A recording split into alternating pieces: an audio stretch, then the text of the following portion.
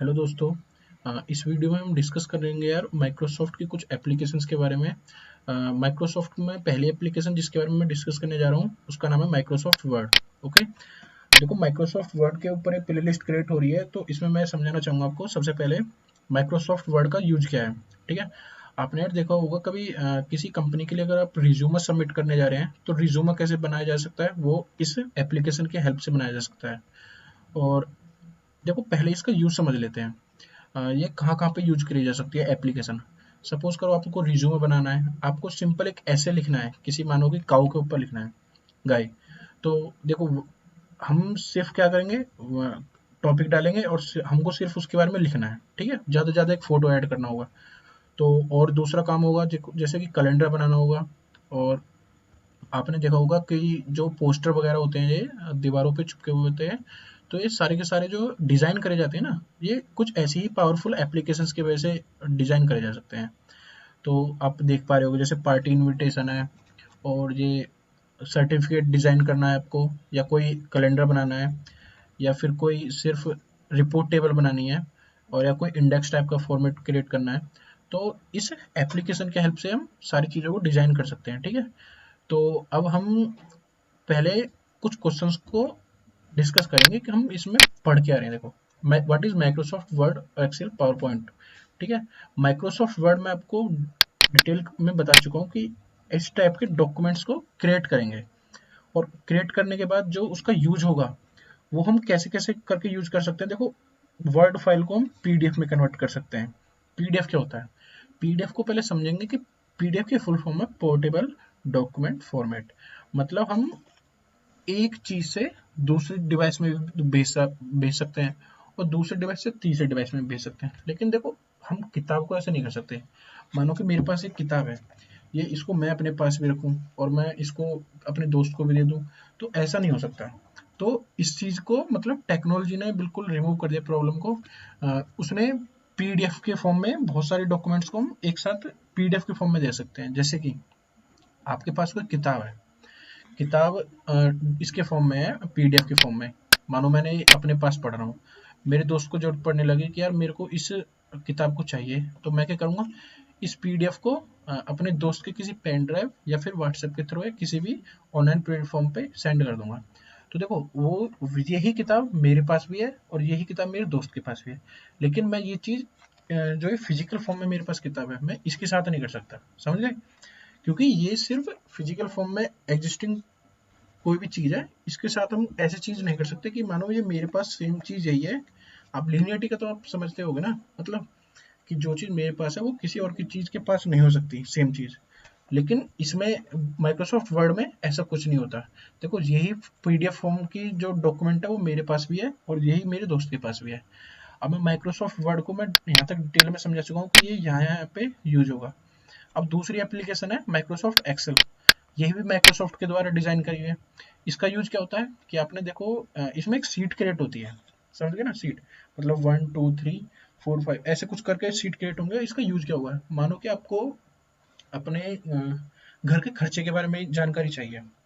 घर का खर्चा मतलब जैसे कि आप क्या कर सकते हो इसमें, आप अपने घर के खर्चे के बारे में बिजली का बिल ऐड कर सकते हो, और वाईफाई का कनेक्शन जो भी है उसका बिल ऐड करके।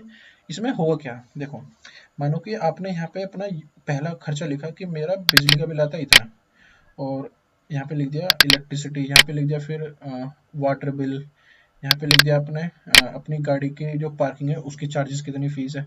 तो हम इस माइक्रोसॉफ्ट एक्सेल की हेल्प से क्या करते हैं कि ये तीन, जैसे मानो कि हमने बहुत सारी रोज और कॉलम ऐसे क्रिएट करी हैं, और फिर इसके बाद में हम ऐसे इसमें डाटा एंटर करेंगे कि इसका प्राइस इतना, इसका प्राइस इतना, इतना, इतना। तो हम कुछ फॉर्मूले की हेल्प से इन टेबल्स में कैलकुलेशन कर सकते हैं, और वो चीज़ हम माइक्रोसॉफ्ट वर्ड में नहीं कर पाते। इसलिए हमारे को यूज पड़ा कि माइक्रोसॉफ्ट एक्सेल को डिजाइन करने के लिए। ठीक है, अब माइक्रोसॉफ्ट तीसरी एप्लीकेशन है पावर पॉइंट। अब देखो पावर पॉइंट क्या होता है, मैं इसको एक एग्जाम्पल की तरह समझाना चाहता हूँ। देखो, ये स्लाइड शो कर दिया मैंने आपको, ठीक है। अब देखो, आप आपने देखा होगा कॉलेज या इंस्टीट्यूट में बच्चों को जब समझाया जाता है, वो स्लाइड्स के थ्रू समझाया जाता है कि एक प्रोजेक्टर होता है और यहाँ पे एक टीचर खड़ा होगा और वो अपनी स्लाइड घर से बना के ले आएगा और आराम से बैठ के लैपटॉप पे ऐसे एंटर बटन दबाता रहेगा और देखते रहो। और बच्चे को मतलब ऑडियो के थ्रू और वीडियो के थ्रू आराम से बैठ के समझाना पड़ रहा है। इसमें क्या हुआ, इसमें हमने बहुत सारी चीज़ें रिमूव कर दी, जैसे कि सपोज करो चौक, बोर्ड, और जो मतलब बेचारा टीचर खड़ा होकर पढ़ा रहा है इतनी देर से, उसमें बहुत ज़्यादा एफर्ट डालने पड़ रहे हैं। लेकिन अब जितने भी एफर्ट डालने पड़ रहे हैं वो अपने बेचारा घर पे बैठ के अच्छी से अच्छी पीपीटी क्रिएट करके वहाँ पे काफ़ी ज़्यादा अमाउंट में बच्चों को पढ़ा सकता है। अब देखो जैसे इसका पीपीटी का यूज क्या है, देखो मैं एंटर बटन दबाऊंगा, नेक्स्ट आ गया, समझ गए ना। जितनी बार मैं एंटर बटन दबा रहा हूँ उतनी बार ही नई नई नई चीज़ें आती रहेंगी। तो मतलब इस टाइप से स्लाइड्स तो कराई जा सकती हैं। और ये एनिमेशन टाइप के हम लगाते हैं कि इसमें मतलब ये वर्ड ऐसे आए, ऊपर से आए, नीचे से आए, तो इस टाइप से हम स्लाइड को शो कराते हैं। ठीक है, अब इसको मैं एग्जिट करता हूँ। अब मेरा दूसरा क्वेश्चन है इसमें, what is the use of, use भी मैंने समझा दिया है। और अब देखो हाउ टू यूज, मतलब हम इन चीज़ों को यूज कैसे करेंगे।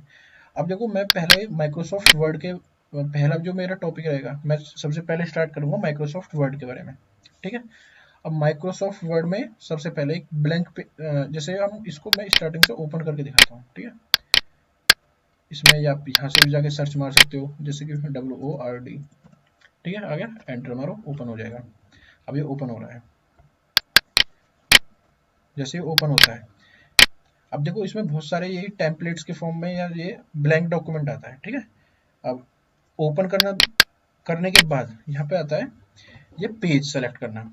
देखो अब इसका मतलब क्या है, यहाँ पे देखो ये दो ऑप्शन है कि रीड मोड, आप जब इसको किसी डिवाइस के अंदर पढ़ोगे इस डॉक्यूमेंट जो आपने क्रिएट करा है।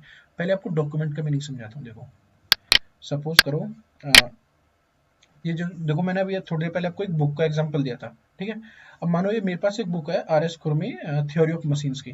ठीक है, अब मैं इसको ओपन करता हूँ। ओके, PDF फॉर्म में, समझे, देखो ये रहा PDF.pdf, जो लास्ट में डॉट के बाद में जो भी फॉर्मेट होता है वो उसका फॉर्मेट होता है। और देखो जैसे कि मैं इसको समझाना चाहूँगा माइक्रोसॉफ्ट वर्ड का यूज क्या होता है। देखो पहले मैं इसको समझाता हूँ। कंटेंट, मानो कि आपने ये जो सबसे पहले क्रिएट करा होगा, ये जो फाइल है, अब जो पहला पेज दिख रहा है आपको, ये बना कैसे होगा। सबसे पहले हमने इसको माइक्रोसॉफ्ट वर्ड के अंदर डिजाइन करा होगा। ठीक है, कैसे डिजाइन करा होगा मैं थोड़ा सा एक बेसिक बता देता हूँ कि सबसे पहले सोचते कैसे हैं हम किसी मतलब किताब का पहला पेज या कोई लिखने या उसमें राइटिंग करने से पहले। सपोज करो ये है मेरे पास पेज। ओके, देखो ये A4 साइज का पेज होता है। A4 साइज का पेज का मीनिंग है जो आपने देखा होगा जीरोक्स वाली शॉप होती है, मतलब जहाँ पे फोटो स्टेट कराते हैं आप, तो वहाँ पे आपने ये चीज़ देखी होगी कि इस शेप का पेज होता है वो। ठीक है, और इसमें देखो हम यूज़ क्या करते हैं इस डॉक्यूमेंट के फॉर्मेट को, A4 साइज को, कि हम इस कॉपी को, इस पेज को हम प्रिंट भी कर सकते हैं। देखो सबसे पहले मैं इसको बेसिक बताना चाह रहा हूँ कि यूज़ कैसे करना है हमको माइक्रोसॉफ्ट वर्ड को। ठीक है, मैंने बताया कि इन तीनों में डिफरेंस क्या है, कि इसमें हम स्लाइड शो करा सकते हैं, इसमें हम कैलकुलेशन कर सकते हैं, लेकिन हम इसमें माइक्रोसॉफ्ट वर्ड में सिर्फ टेक्स्ट, जो मैं डिफरेंस बता रहा हूँ वो ध्यान से सुनना, सिर्फ टेक्स्ट, और हम इसमें इमेजेस एंटर करा सकते हैं और टेक्स्ट को कलर दे सकते हैं और टेबल्स क्रिएट कर सकते हैं। लेकिन उन उसके बाद में जो हमको अगर टेबल्स क्रिएट करने के बाद हमको कैलकुलेशन की हेल्प लेनी होगी, कैलकुलेशन समझ गए ना, मतलब जोड़ना है या घटाना है, गुणना भाग जो भी करना है, वो हम कर पाएंगे सिर्फ इस टूल की वजह से, माइक्रोसॉफ्ट एक्सेल, जिसमें कि कुछ फॉर्मूले डालेंगे हम और वो सारी की सारी टेबल्स को एक बार में जोड़ घटाना जो भी उसको करना होगा, सिर्फ छोटा सा इनपुट एक फॉर्मूला करेंगे और वो सारी की सारी टेबल्स को जो भी मतलब कैलकुलेशन करनी होगी वो एक बार में कर देगा।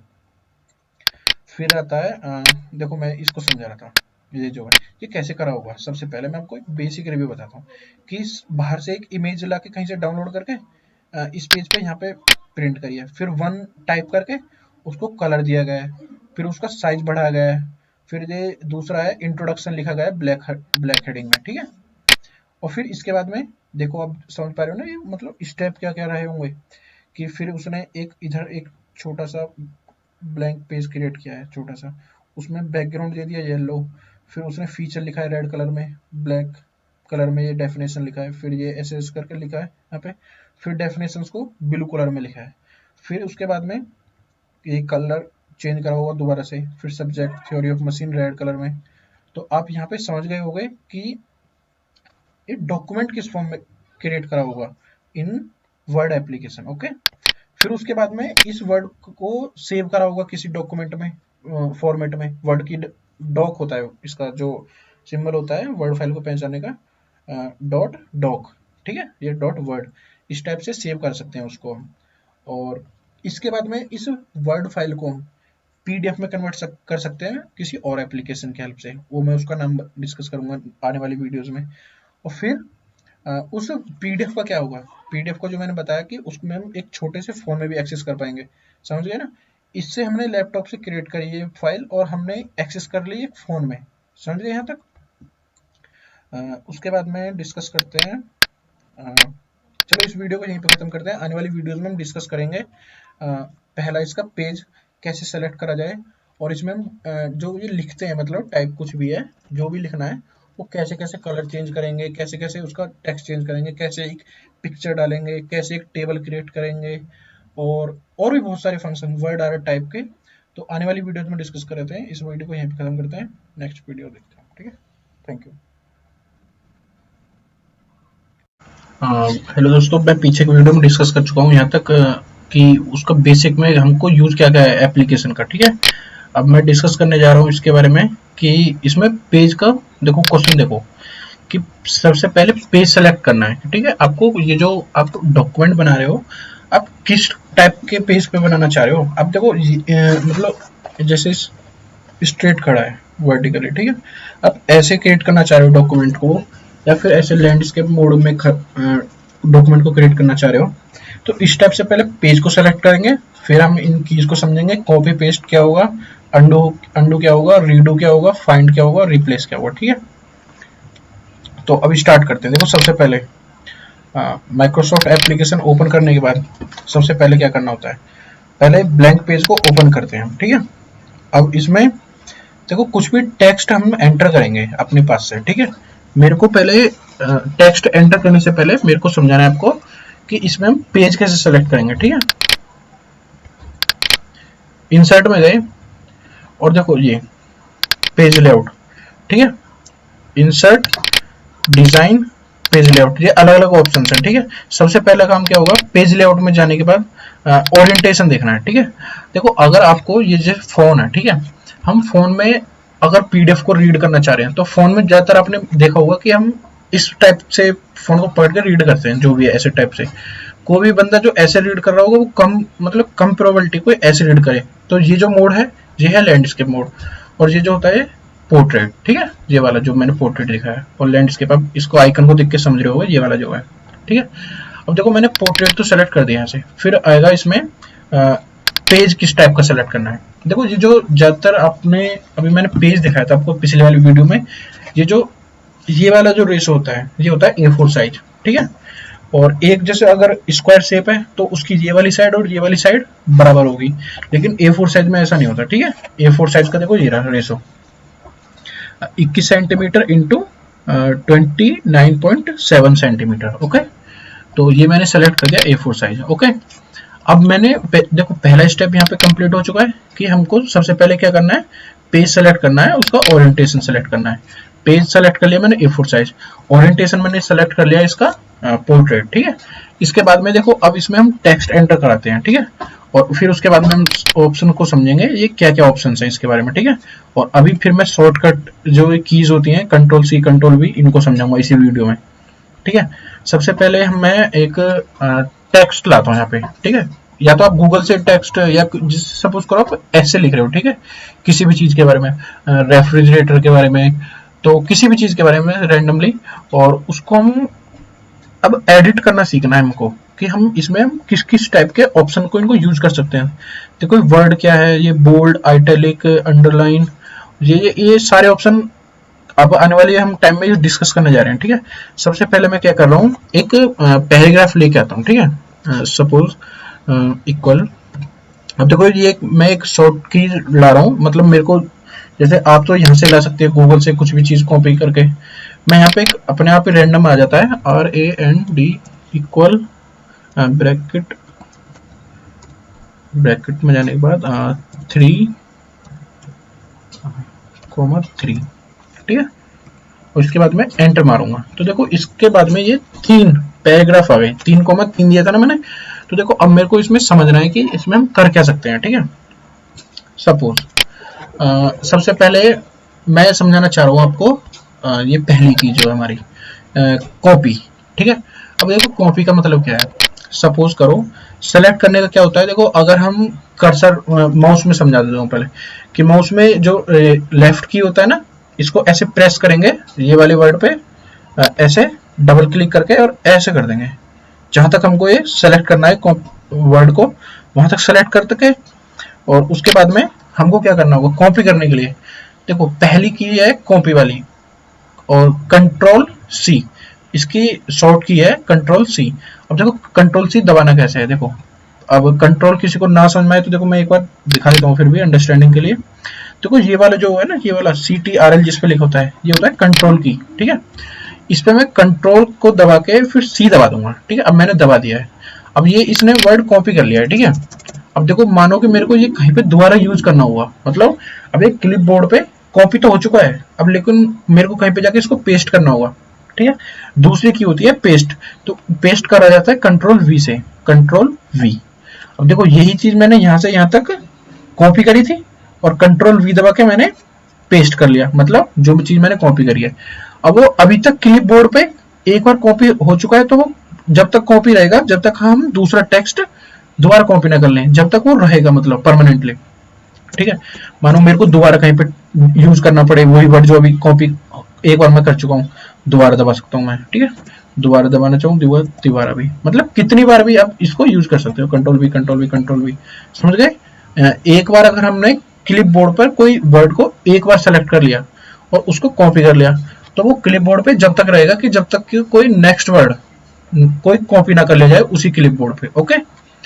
अब देखो मैं 2 की दबा चुका हूँ, फिर उसके बाद में मेरे को समझाना है आपको अंडू ऑप्शन। अंडू का मतलब देखो पहले वर्ड को समझो, डू मतलब होता है करना, और उसके जिस कोई भी वर्ड जिसके भी आगे UN लग जाए ना, तो उससे समझ लेना कि वो पीछे जाने की बात चल रही है, ठीक है। और सपोज करो जैसे मैं इसी को समझाना चाह रहा हूँ, ठीक है। ये है मैंने इतने सारे स्टेप आए हूँ मैं, मतलब मैंने सबसे पहले कॉपी करा था, फिर दोबारा जाके यहाँ पे आके पेस्ट करा था ये वाली चीज, ठीक है। फिर मैंने दोबारा पेस्ट करा था, फिर मैंने 3-4 बार दोबारा पेस्ट करा था। अब ये मैंने क्या करे हैं, डू करे हैं, ठीक है। अब मैं चाह रहा हूँ इनको अंडू करूँ, मतलब पीछे हूँ अपने स्टेप्स को, तो देखो कंट्रोल Z, इसकी शॉर्ट की है, इसको लिख लो या याद कर लो आपकी मर्जी है। कंट्रोल Z दबाता हूँ, देखो ना क्या होता है यहाँ पे, कंट्रोल Z, देखो एक स्टेप पीछे भी, दोबारा दबाता हूँ मैं, एक और स्टेप पीछे चले गए, ऐसे ही जितनी बार दबाऊंगा मैं उतने ही स्टेप पीछे जा रहा हूँ, समझ गए। देखो पहला स्टेप जो था, अब जो है कंट्रोल Z अगर मैं दोबारा दबाता हूँ फिर एक स्टेप पीछे आ गया, दोबारा दोबारा दोबारा। अब देखो मैं सबसे पहले स्टेप पे पहुंच गया जहां पे मैंने बिल्कुल स्टार्टिंग करी थी, ये शॉर्ट की डाली थी रैंडम पैराग्राफ को लाने के लिए, ठीक है। उसके बाद में मैं समझाता हूँ रीडू, मतलब गलती से मानो कि मेरे से पैराग्राफ भी पीछे चला गया, मैं पैराग्राफ तो मेरे को चाहिए था, तो अगर मेरे को पैराग्राफ लाना है दोबारा तो क्या करना होगा, रीडू करना होगा, मतलब डू तक पहले हम अंडू करते गए, फिर हमने गलती से कोई स्टेप ले लिया गलत, तो हमको ये एक स्टेप आगे आना है, तो रीडू मतलब डू रीडू मतलब दोबारा करना है, तो उसकी शॉर्ट की है कंट्रोल Y, ठीक है, कंट्रोल Y, ये दबा दिया। अब देखो वो आ गया ना, मतलब जो मेरे से गलती हुई थी वो मैंने दोबारा सही कर दी, किस की हेल्प से, कंट्रोल Y की हेल्प से। इसके बाद में इस वीडियो को चलो यहीं पे खत्म करते हैं, नेक्स्ट वीडियो में डिस्कस करते हैं आने वाली शॉर्ट कीज को, ठीक है। Thank you. दोस्तों पीछे के वीडियो में हम डिस्कस कर चुके हैं कॉपी पेस्ट अंडू रीडू, ठीक है। अब नेक्स्ट की है 3 फाइंड रिप्लेस ऑल, और देखो यार ये जो कीज है ये काफी इंपॉर्टेंट है, ये आगे तक काम आएंगी इसी सॉफ्टवेयर में नहीं बाकी सब में भी, तो इसलिए इनको याद जरूर कर लेना, ठीक है। तो अब हम नेक्स्ट की पे चलते हैं, फाइंड। ठीक है, अब देखो फाइंड का मतलब होता है हिंदी में खोजना। ठीक है, अब देखो मैं इस की को दबाऊंगा और फिर देखना होता क्या है। ठीक है, पहले देखना और फिर अपने आप एक बार ट्राई करना उसमें। देखो कंट्रोल एफ था इसका साइन, याद रखना कंट्रोल एफ, कंट्रोल एफ। देखो अब ये फाइंड का टैब खुल गया। अब देखो इसमें क्या है, मैं मतलब कोई चीज है, मैं कोई वर्ड डालता हूँ इसमें आल्सो, फॉर एग्जाम्पल। ठीक है, ALSO। ठीक है, अब इसमें ये बता रहा है कि दो दो रिजल्ट्स हैं पूरे इस अभी तक के टेक्स्ट में लिखा हुआ है। ठीक है, मतलब 135 वर्ड्स में से दो दो बार आल्सो वर्ड रिपीट हुआ है। ठीक है, समझ गए ना यहाँ तक। इसके बाद में मैं कहना चाह रहा हूँ कि फाइंड तो कर लिया। अब मैं मेरे को लगा कि यार आल्सो में मैं एक एग्जांपल लेके दे रहा हूँ कि आल्सो में मेरे को ना ए बड़ा बनाना है। ठीक है, अब यार देखो बहुत बड़ा डॉक्यूमेंट हुआ, मानो कि 1000 पेज का, तो अब हर जगह जाके ऐसे ए हर बार थोड़ी ना चेंज करोगे। अब देखो दूसरा दूसरा वर्ड, पहला मैंने फाइंड बता दिया है, अब दूसरा वर्ड आएगा ये वाला रिप्लेस। अब रिप्लेस को समझना, देखो कंट्रोल एच याद रखना, जैसे उसका कंट्रोल एफ है रिफाइंड का, इसका है कंट्रोल एच, कंट्रोल एच। अब देखो इसमें कह रहा है कि आप वर्ड क्या चेंज करना चाह रहे हो, फाइंड वर्ड, मतलब पहले तो खोजो जो सा वर्ड आप चेंज करना चाह रहे हो। ठीक है, मैंने डाल दिया आल्सो। ओके, अब मेरे को इसमें चेंज करना है, जहां जहां पे आल्सो था वहां पे मानो कि मेरे को लिखना है अपना नाम, MANJEE। ठीक है, अब मेरे को कर देना है रिप्लेस ऑल। ठीक है, अब ये लिखा रहा है all done we made 2 replacements. इसने बोला है कि अब 2 रिप्लेसमेंट इसने कर दिए हैं। ओके कर दोगे, अब देखोगे आप इसको क्लोज करके तो इसने 2 जगह पे मंजीत लिख दिया होगा। देखो कहाँ पे था,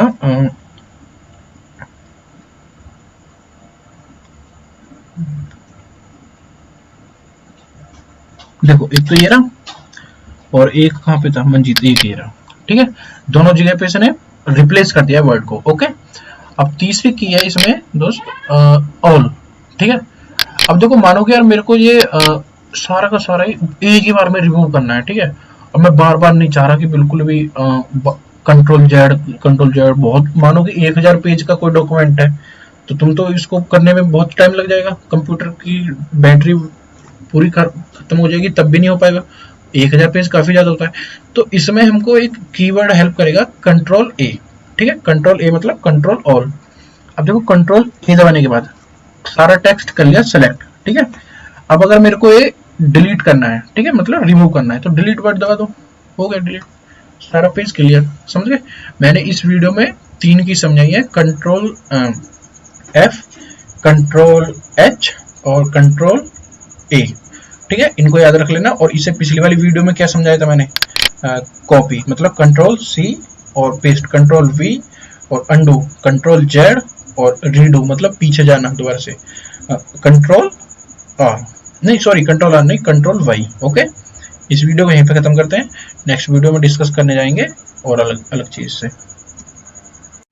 तो दोस्तों पीछे की वीडियो तक हम डिस्कस कर चुके हैं और मतलब कंट्रोल ए तक। अब हम नेक्स्ट टॉपिक डिस्कस करने जा रहे हैं फॉन्ट साइज, बोल्ड, इटैलिक और अंडरलाइन और स्ट्राइक थ्रू। ठीक है, अब सबसे पहले आता है फॉन्ट। फॉन्ट का मीनिंग क्या होता है, देखो सपोज करो मैं करके दिखाता हूँ, कंट्रोल जेड और देखो मैंने ये कोई भी पैराग्राफ लिख लिया। ठीक है, सपोज जैसे कि आप भी कोई पैराग्राफ लिखोगे तो उसके बाद में मैं देखो फॉन्ट का मीनिंग समझाने जा रहा हूँ। देखो फॉन्ट चेंज करना है आपको, सपोज करो है ना, ये यहाँ से यहाँ तक आपको टोटली फॉन्ट चेंज करना है। देखो ये जो एरो है ना इस पे गए, और देखो आप फॉन्ट का मीनिंग खुद समझ गए होगे कि जैसे जैसे मैं इन डिफरेंट डिफरेंट टाइप के फॉन्ट पे ओके कर रहा हूँ वो अपने आप ही देखो शो हो रहा है कि किस टाइप का फॉन्ट आपको चाहिए। ठीक है, अब देखो जैसे एरियल ब्लैक कर दिया मैंने। ठीक है, अभी सारा का सारा यहाँ पे एरियल ब्लैक हो चुका है। इसके बाद में सेकंड चीज है इसकी साइज। ठीक है, अब देखो ये मैंने सेलेक्ट कर लिया, अब इसके साइज पे जाऊंगा और देखो समझ गए ना, साइज मतलब वो वर्ड कितना छोटा चाहिए कितना बड़ा चाहिए, देखो काफी बड़ा हो गया। ठीक है, तो अपने अकॉर्डिंग जितना पसंद हो उतना करके सेलेक्ट कर लेना। ओके, इसके बाद में देखो ये वो ये साइज इंक्रीज करना, साइज डिक्रीज करना, और कुछ नहीं है। ठीक है, देखो सपोज मैं करके दिखा देता हूँ, एक सेकेंड। देखो साइज बढ़ रहा है और इससे एरो डाउन से साइज घट रहा है। ओके, अब आता है नेक्स्ट वर्ड, ये सेंटेंस लोअर केस। देखो पहले इसका फंक्शन समझा देता हूँ मैं, वो समझने का ट्राई करना। देखो मानो ये सेंटेंस है कोई, ये वाला जो आप देख रहे हो यहाँ से यहाँ तक, ठीक है, 2 से लेके और ये हेडर तक, ओके, या यहाँ तक मान लो प्रोड्यूस तक। ओके, अब देखना इसमें मैं जैसे जैसे चेंज करूंगा यहाँ पे क्या क्या ऑब्जर्वेशन आएंगे। ठीक है, अब देखो सबसे पहला होता है सेंटेंस। देखो सेंटेंस में आपने कभी कभी चीज देखी होगी, कभी हर चीज में देखोगे कि जब किसी डॉट के बाद में कोई नया सेंटेंस स्टार्ट होता है तो उसका पहला वर्ड जो होता है वो कैपिटल से स्टार्ट होता है, मतलब बड़ा। तो देखो इसमें जैसे टू ऑलरेडी लिखा हुआ है कैपिटल लेटर में, ठीक है, मैं इसको पहले स्मॉल में कर देता हूँ। ठीक है, टू, ओके, ये हो गया छोटा। अब देखना मैं सबसे पहले इसको सेलेक्ट करता हूँ, पहले सेंटेंस को, ओके, यहाँ से यहाँ तक है। ठीक है, अब सेंटेंस टाइप का मतलब सेंटेंस केस करना है हमको, तो सेंटेंस में इसने खुद ने कर दिया। अब देखो दूसरा केस क्या है, इसका केस था मतलब कि अगर कोई गड़बड़ी से हमसे कोई गलती हो जाती है, कोई कैपिटल लेटर बनाना भूल गए तो उसको करेक्ट कैसे करा जाएगा। उस पर टैप मारो पूरे सेंटेंस पे और वो अपने आप चेक कर लेगा, और कैप जहाँ पे छोटा होगा वर्ड उसको बड़ा कर देगा अपने आप ही। ठीक है, नेक्स्ट केस होता है लोअर केस। ठीक है, मतलब अगर कोई गलती से आपको ये वाला बड़ा बन चुका है तो आपको छोटा करना है, तो अब ये पे अपने आप लोअर केस में जाते ही बड़े को छोटा कर दिया। ठीक है, नेक्स्ट है अपर केस, मतलब जो छोटा था वो बड़ा कर देगा उसको, समझे, सारे के सारे वर्ड छोटे कर दिए हैं। ओके, और लोअर केस का मीनिंग क्या था कि सारे के सारे वर्ड छोटे कर देगा। जैसे ये सारे के सारे बड़े लेटर में लिखे हुए हैं ना कैपिटल लेटर में, इनको सारे को स्मॉल लेटर में कर देगा, लोअर केस कर देंगे हम। ओके, इसके बाद में क्या होता है, एक होता है कैपिटलाइज ईच वर्ड। ठीक है, मतलब हर वर्ड के पहला जो वर्ड है उसमें कैपिटल लेटर को ऐड कर देगा, समझे। जैसे टू का जो है टी, एम मेक का एम, योर का वाई, डॉक्यूमेंट का डी, लुक का एल, प्रोफेशनली का पी, प्रोड्यूस्ड का पी। ओके, जब मैं करके देखूंगा तो यहाँ पे देखो सारे के सारे चेंज हो गए ना। ऐसे सेम अपोजिट केस कर देगा टॉगल केस। टॉगल का मतलब है बिल्कुल अपोजिट, टॉगल कर देना एक दूसरे को। अब देखना ये सारे के सारे जो मतलब छोटे हैं वो बड़े हो जाएंगे और जो बड़े हैं वो छोटे हो जाएंगे, समझ गए ना। टी का टू का टी छोटा, एम का एम छोटा, और ये ई और का वाई छोटा, समझ गए यहाँ तक। अब नेक्स्ट केस, अगर ये चीज समझ में आ गई है, इसके बाद समझाता हूँ बोल्ड क्या होता है। ठीक है, देखो सपोज करो आपको ये वर्ड यहाँ से यहाँ तक बोल्ड करना है। ठीक है, तो सेलेक्ट करा वर्ड को और बोल्ड बटन दबा दिया। ठीक है, बोल्ड का मीनिंग आप समझ गए ना, कि जो कुछ साइज है उसका, उसको थोड़ा साइज को बड़ा कर देना। ये वाला साइज नहीं, मतलब वर्ड के साइज को, मतलब वो मोटे मोटे से सब थोड़े दिखने लगते हैं उसके बाद में। अब उसके बाद में देखो एक नया फंक्शन,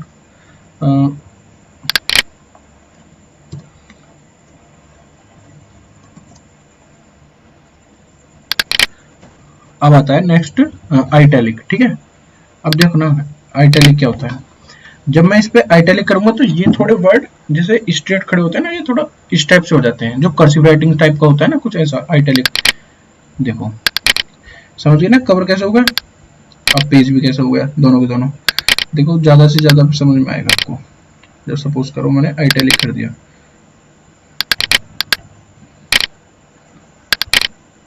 देखो समझे कि एक करने इस वाले टेक्स्ट में और इस वाले टेक्स्ट में क्या अंतर है कि ये शब्द थोड़े वर्टिकली अलाइन नहीं है, थोड़े इस डायरेक्शन में अलाइन है, और इसके बाद में ये होता है अंडरलाइन।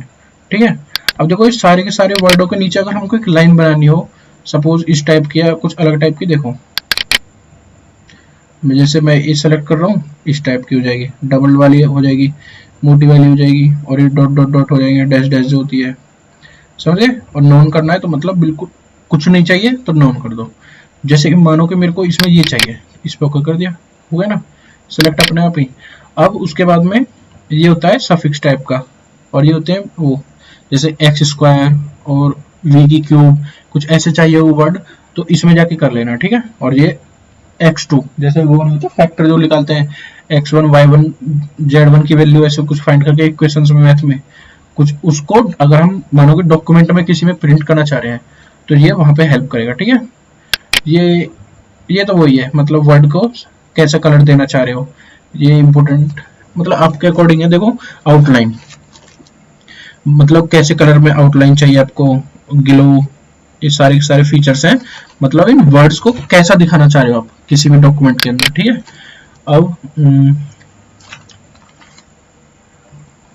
अब देखो अगर आपको ये वाला चीज समझनी है, ये वाला, तो इसमें देखो आप खुद ही समझ रहे होगे कि जैसे जैसे मैं वर्ड पे कर रहा हूँ वो ऐसा का ऐसा ही, जैसा यहाँ पे है ऐसा ही यहाँ पे दिख जाएगा, ठीक है। अगर मैंने ऑरेंज करा तो वहाँ पे ऑरेंज हो गया, येलो करा तो येलो हो गया, ओके। ये हार्ड वाला कर दिया ये हो गया, ब्लैक करूंगा ब्लैक हो जाएगा, और ये समझ गए ना, जैसे शेडो टाइप का। और आउटलाइन, मतलब अगर हम इसमें कुछ आउटलाइन करना चाहें, जैसे कि देखो समझ गए ना, इसको कलर को सेलेक्ट कर दूं या इसको, तो वैसे कलर की आउटलाइन हो जाएंगी इसकी।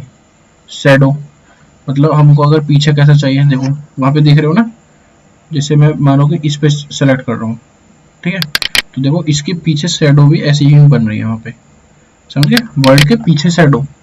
देखो इस वाले वर्ड में शेडो कुछ नहीं है, लेकिन यहाँ पे शेडो शो हो रही है, तो इसका फंक्शन आप समझ गए यहाँ पे। और अब आता है ये, इसको वर्ड को कैसा कलर देना चाह रहे हो, सपोज करो आप इतने से इतने वर्ड को सिर्फ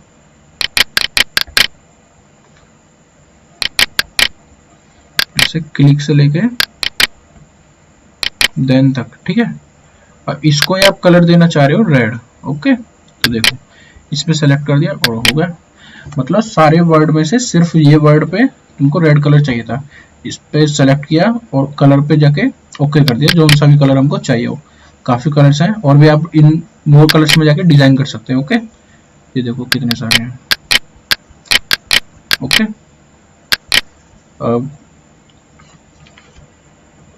अब देखते हैं यार ये जो मतलब हाइलाइटर वाला ऑप्शन है ये वाला, ठीक है।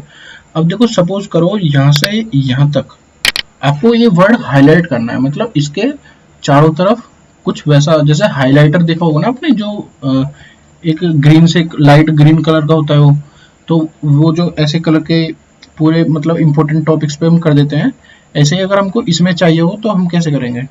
देखो इस पे सेलेक्ट किया टेक्स्ट को, यहाँ पे इस पे गए और हमको ये ग्रीन कर दिया, समझे। तो ये सिर्फ यहाँ पे ये जितना सेलेक्ट पोर्शन किया था उतना ही हाईलाइट हुआ है, और बाकी का सेम टू सेम है, हाईलाइट भी अपन।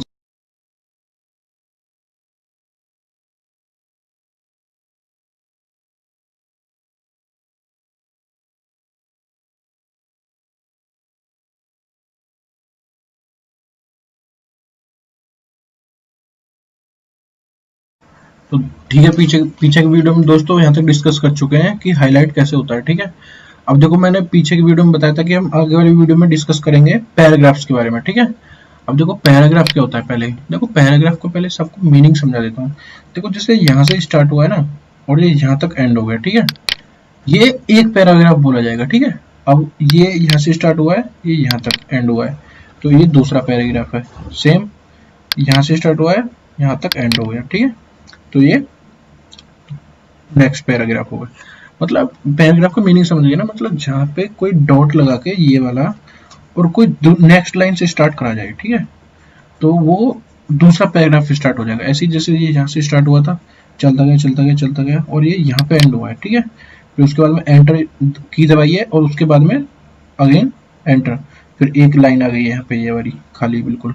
उसके बाद में थर्ड लाइन स्टार्ट हुई है ना, जहाँ पे ये यहाँ से एक न्यू पैराग्राफ स्टार्ट हुआ है, ठीक है। पैराग्राफ का मीनिंग समझ चुके हो। अब देखो सबसे पहले मैं पैराग्राफ में आपको कुछ इनको समझाऊंगा, ये क्या होते हैं, कि इधर शिफ्ट करना पैराग्राफ को, इधर शिफ्ट करना, बीच में लाना। अब ये चीज समझेंगे हम नेक्स्ट एग्जांपल से, ठीक है। देखो पहले मैं इसको डिलीट कर देता हूँ, कंट्रोल ए, और की याद है ना आपको, कंट्रोल ए और डिलीट वाला बटन प्रेस कर देना है जो इंसर्ट के पास होता है, डिलीट। ओके, सारा पेज हो गया क्लियर। अब देखो, सपोज करो मेरे को यहाँ पे एक पैराग्राफ लाना है, मैं प्रेस करूंगा कि इक्वल RAND ब्रैकेट 33 एंटर। ठीक है, अब ये 3 पैराग्राफ आ गए हैं, 3 बाई 3 कराया था मैंने, 3,3। अब नेक्स्ट चीज समझनी है हमको, ये क्या होता है। ठीक है, अब देखो यहाँ पे यार आप एक चीज देख पा रहे होगे कि जैसे A4 साइज का पेज है। ठीक है, अब देखो इधर मार्जिन है कुछ, इधर मार्जिन है कुछ। ठीक है, ये इधर की साइड से स्टार्ट हुआ है। देखो सब सारे के सारे शब्द जो हैं, एक लाइन है ना यहाँ पे, आप देख नहीं पा रहे हो लेकिन बिल्कुल एक लाइन से वर्ड इधर की तरफ जा रहे हैं। ठीक है, सेम ऐसे ही अगर हमको इधर चाहिए हो तो हमको क्या करना होगा, देखो सबको ऐसे सेलेक्ट करो और इधर ले आओ, समझे। अब आप देख पा रहे होगे एक इधर लाइन स्टार्ट हो रही है। ठीक है, जो कि इधर नहीं है बिल्कुल भी। अब बिल्कुल हमको ये ना तो इधर का छोड़ना ना इधर का छोड़ना, और इसको सेलेक्ट करोगे और ये बीच में ले आए हम, समझ गए। देखो यहाँ से स्टार्ट हो रहा है पैराग्राफ, चलता गया यहाँ पे एंड हुआ। ठीक है, मतलब ये ना इधर का ना इधर का, दोनों साइड का कोई इसमें पार्शियलिटी नहीं है। लेकिन ये इधर की साइड में जब इधर वाले वो ओके करोगे, देखो समझ रहे हो ना, लेफ्ट अलाइन मतलब वर्ड को किस डायरेक्शन में अलाइन करना है हमको। ऐसे ही सेम टू सेम होता है राइट अलाइन, मतलब एक राइट लाइन होगी और उसके तरफ को अलाइन करना है इसको, समझ गए। और एक मिडल में मतलब बिल्कुल बीच में, ना कोई इधर का प्रायोरिटी रहेगी नहीं इधर की। ठीक है, अब देखो अब मैं समझाता हूँ लाइन स्पेसिंग। ओके, देखो जैसे यहाँ पे आपने सेलेक्ट किया है वर्ड। ठीक है, पहले मैं इसको नॉर्मल कर देता हूँ, सारे को सेलेक्ट करके नॉर्मल। ठीक है, अब आप यहाँ पे समझ गए हो। इसका मैं सेलेक्ट थोड़ा और ये साइज बढ़ा लेता हूँ। ओके, मैं कर देता हूँ इसका 14, समझ गए यहाँ पे। अब देखना, मैं लाइन स्पेसिंग को समझाने जा रहा हूँ। ठीक है, लाइन और स्पेसिंग। अब देखो लाइन स्पेसिंग का मीनिंग क्या है, जैसे अब यहाँ पे यहाँ तक हो। ठीक है, ये 3-4 लाइन है और आपको ये जो यहाँ से लेके यहाँ तक का स्पेस बढ़ाना है, मतलब एक लाइन से दूसरी लाइन के बीच में जो स्पेस है उसको कम या ज्यादा करना है। तो वो कैसे कर पाओगे आप, देखो लाइन स्पेसिंग के ऑप्शन पे जाओगे, जैसे देखो जैसे ये करा 1.5 किया तो 2 पे करते और ज्यादा बढ़ गया, 2.5 पे करते और ज्यादा 3, समझ गया ना। मतलब दो लाइन के बीच का जो स्पेस है इसको कितना हमको कम या ज्यादा रखना है किसी भी पैराग्राफ के अंदर, वो लाइन स्पेसिंग होता है। ठीक है, जैसे मेरे को इसमें 1.5 चाहिए तो मैंने 1.5 करके ओके कर दिया, हो गया। देखो जितना स्पेस यहाँ पे उतना स्पेस यहाँ पे है और सेम एज यहाँ पे। ओके, इस लाइन स्पेसिंग समझ में आ गया आपको। अब उसके बाद में ये देखो, अब एक चीज देखना, मैं इस वाले पैराग्राफ को यहाँ से यहाँ तक सेलेक्ट करता हूँ। ठीक है, मेरे को चाहिए कि ये वाली जो अलाइनमेंट हुआ था इससे थोड़ा इधर की तरफ जाए, सेकंड वाला पैराग्राफ जो मैंने सेलेक्ट कर रखा है ये थोड़ा सा इधर की साइड को हो जाए, बीच वाला मतलब इन दोनों पैराग्राफ से ये तीसरे वाला थोड़ा इधर हो जाए। ठीक है, अब मैं देखो इधर को ऐसे ऐसे ऐसे करने लगा।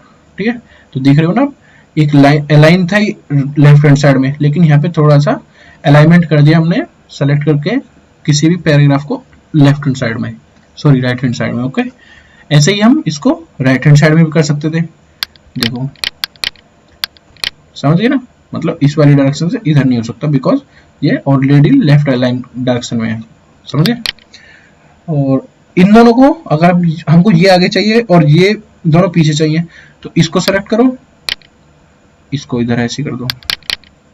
ठीक है, इसको सेलेक्ट करो, इसको ऐसे कर दो। ठीक है, अब देखो इन दोनों की लाइनिंग सेम है लेकिन इसका थोड़ा बाहर है, समझ गए ना अलाइनमेंट का मीनिंग। ऐसे ही इंडेंट, इसको बोलते हैं इंडेंट ऑप्शन, और ये था अलाइन मतलब लाइन के थ्रू। और हाँ सॉर्टिंग, अब मैं आपको समझाता हूँ सॉर्टिंग क्या होता है।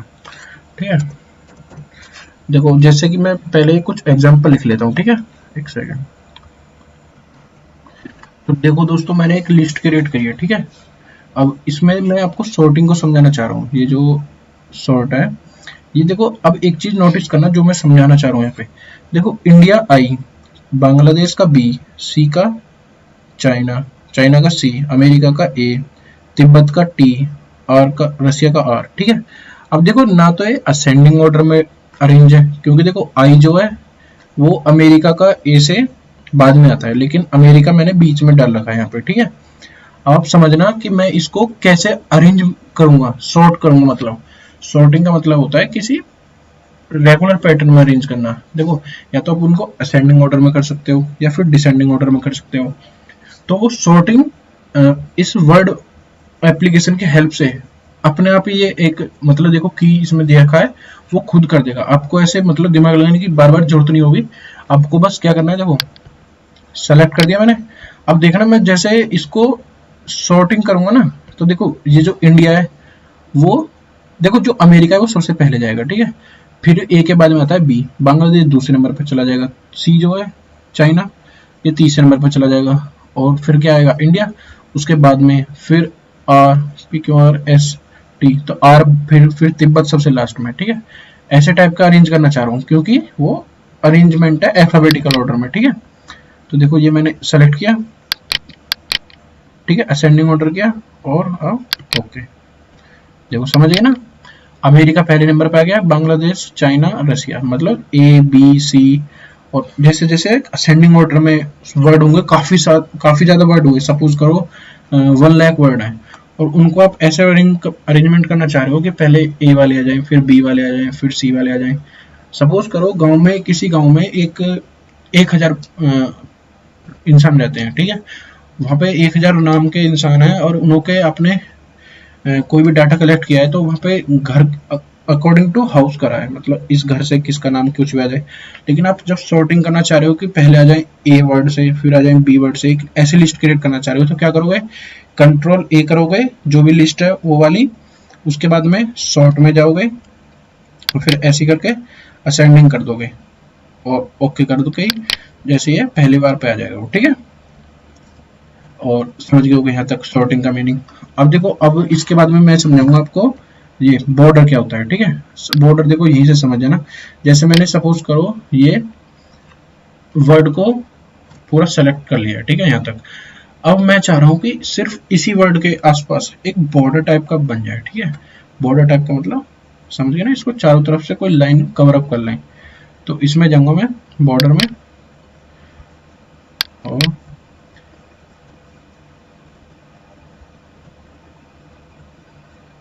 देखो इस टाइप की बॉर्डर भी है, इस टाइप का भी है। ठीक है। जो सारे वर्डों को कर ले, और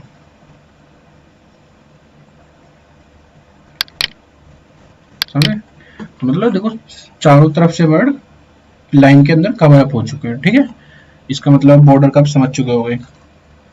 और क्या रह गया इसमें, और हाँ देखो मैं इनको समझाता हूँ। बोल्ड और ये जो होते हैं बुलेट्स, और ये नंबरिंग, और मल्टी लेवल लिस्ट, ये क्या होता है।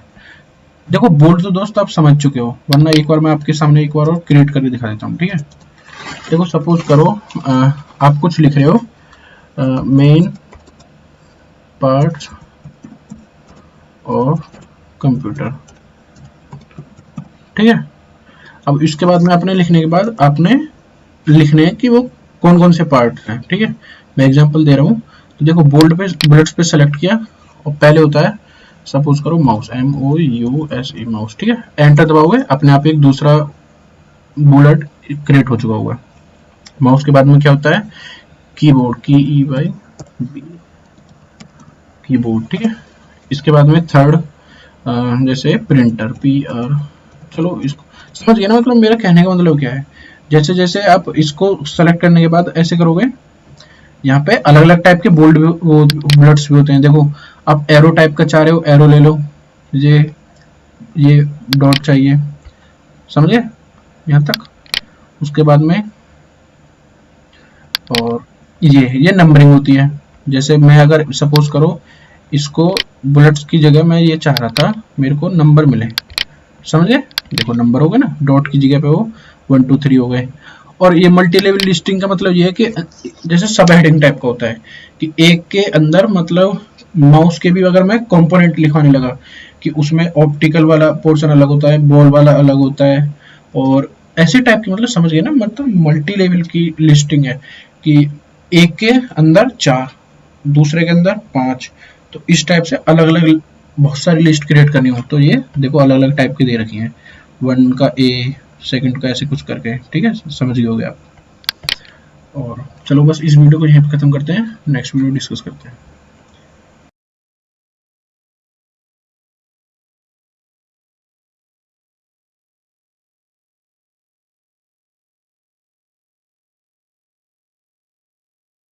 हेलो दोस्तों, पीछे एक वीडियो हम डिस्कस कर चुके हैं paragraph, line spacing, indent, bullets, numbering, multi level list, borders. Okay, अब नेक्स्ट वीडियो में हम डिस्कस कर रहे हैं स्पेल एंड ग्रामर्स, थेसर्स और वर्ड काउंट और डिफाइन। ठीक है, सीधा इसको समझने के लिए चलते हैं वर्ड एप्लीकेशन के अंदर। ठीक है, इसमें देखो पहले समझने का ट्राई करो।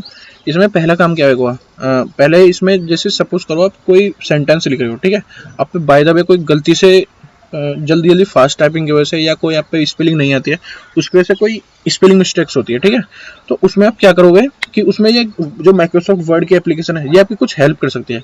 मैं बोल रहा हूँ कुछ, सारी नहीं, ठीक है। अब देखना कि कैसे कुछ कुछ पोर्शन को ये आपको हेल्प करेगी इस एप्लीकेशन की तरह, ठीक है। अब देखो ये जैसे मैंने लिखा है, this is not a mobile phone, ठीक है, मैं बोलना चाह रहा हूँ कि this is not a mobile phone. Okay, अब ये है स्मार्टफोन, ठीक है। तो देखो ये इसी के अकॉर्डिंग, अब देखना ये कैसे मैं इसको सही करता हूँ, किसी की कंप्यूटर की हेल्प से, मतलब माइक्रोसॉफ्ट वर्ड की एप्लीकेशन की हेल्प से।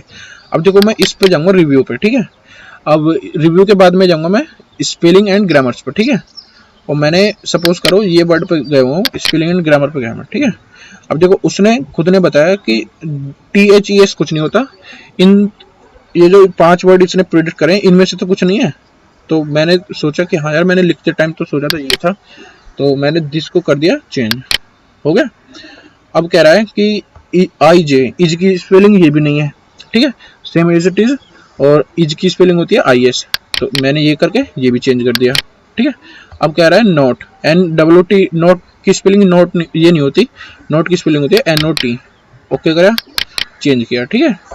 Same as it is, mobile की स्पेलिंग MOBIL नहीं होती, ठीक है, मोबाइल ये होती है मोबाइल, ठीक है, इस पर चेंज कर दिया मैंने, ठीक है। अब फोन की स्पेलिंग PHON नहीं होती, फोन की स्पेलिंग होती है PHONE, ठीक है। ओके किया और चेंज कर दिया, ठीक है। अब आप देख रहे हो कि ये कह रहा है कि स्पेलिंग ग्रामेटिकल बिल्कुल कंप्लीट हो चुका है, कि इस मामले में अब कुछ भी स्पेलिंग की मिस्टेक नहीं है, ठीक है। अब उसके बाद में थेसिस के बाद में क्या होता है, ठीक है। अब देखना, मैं सपोज करो यहाँ पे गया, ठीक है, इसको सेलेक्ट किया और थेसिस पे किया मैंने। अब आप खुद समझ जाओगे कि मैं कहना क्या चाह रहा हूँ। देखो जो फोन का मीनिंग है, सब जैसे आपने सुना होगा ना एंटोनियम सिनोनियम, उसमें क्या होता है, उसमें एक ही वर्ड के काफी मीनिंग होते हैं। हिंदी में बोलते हैं इनको शायद पर्यायवाची या कुछ ऐसे टाइप का, ठीक है। तो फोन को एक ही मीनिंग है, लेकिन उसके कई आसपास के मीनिंग दिखाएगा, ठीक है। फोन को हम हैंडसेट भी कहते हैं, रिसीवर भी कहते हैं, मोबाइल भी कहते हैं, ठीक है। और देखो ये बहुत सारे इसके मीनिंग दिख रहे हैं। तो जैसे मैं इसको फोन को चेंज करना चाहता हूँ हेड इसमें हैंडसेट में, ठीक है, यहाँ पे कॉपी किया, Ctrl+A, Ctrl+C, और यहाँ पे आके इसको पेस्ट कर दिया, ठीक है। This is not a mobile handset. Okay, अब देखो इसका मीनिंग भी सेम था जो मैं समझ लिखना चाहता हूँ, कोई इसको गलत नहीं बोलेगा, ठीक है। अब आता है इसका ये डिफाइन वर्ड, ठीक है। देखो ये तो वर्ड काउंट है, ये तो मैं फर्स्ट वीडियो में डिस्कस कर चुका हूँ। अब को याद होगा कि वर्ड काउंट है मतलब इसमें अभी तक कितने वर्ड्स आ चुके हैं, ठीक है। देखो 1 2 3 4 5,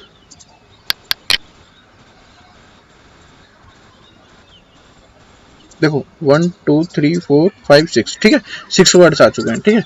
आप या तो यहाँ पे देख लो, ठीक है, इसने बता दिया कि 6 वर्ड हैं और करेक्टर है 24, और विद स्पेस के साथ है टोटल 30, और ठीक है पैराग्राफ है अभी तक 1 बिल्कुल, और लाइन भी 1 ही है, ठीक है। इसको क्लोज करो, या फिर आप यहाँ से भी चेक कर सकते हो, वर्ड काउंट मतलब सेम है, वही मैं फर्स्ट वीडियो में डिस्कस कर चुका हूँ, इसलिए मैं यहाँ पे कुछ इसके बारे में ज़्यादा नहीं बता रहा, ठीक है।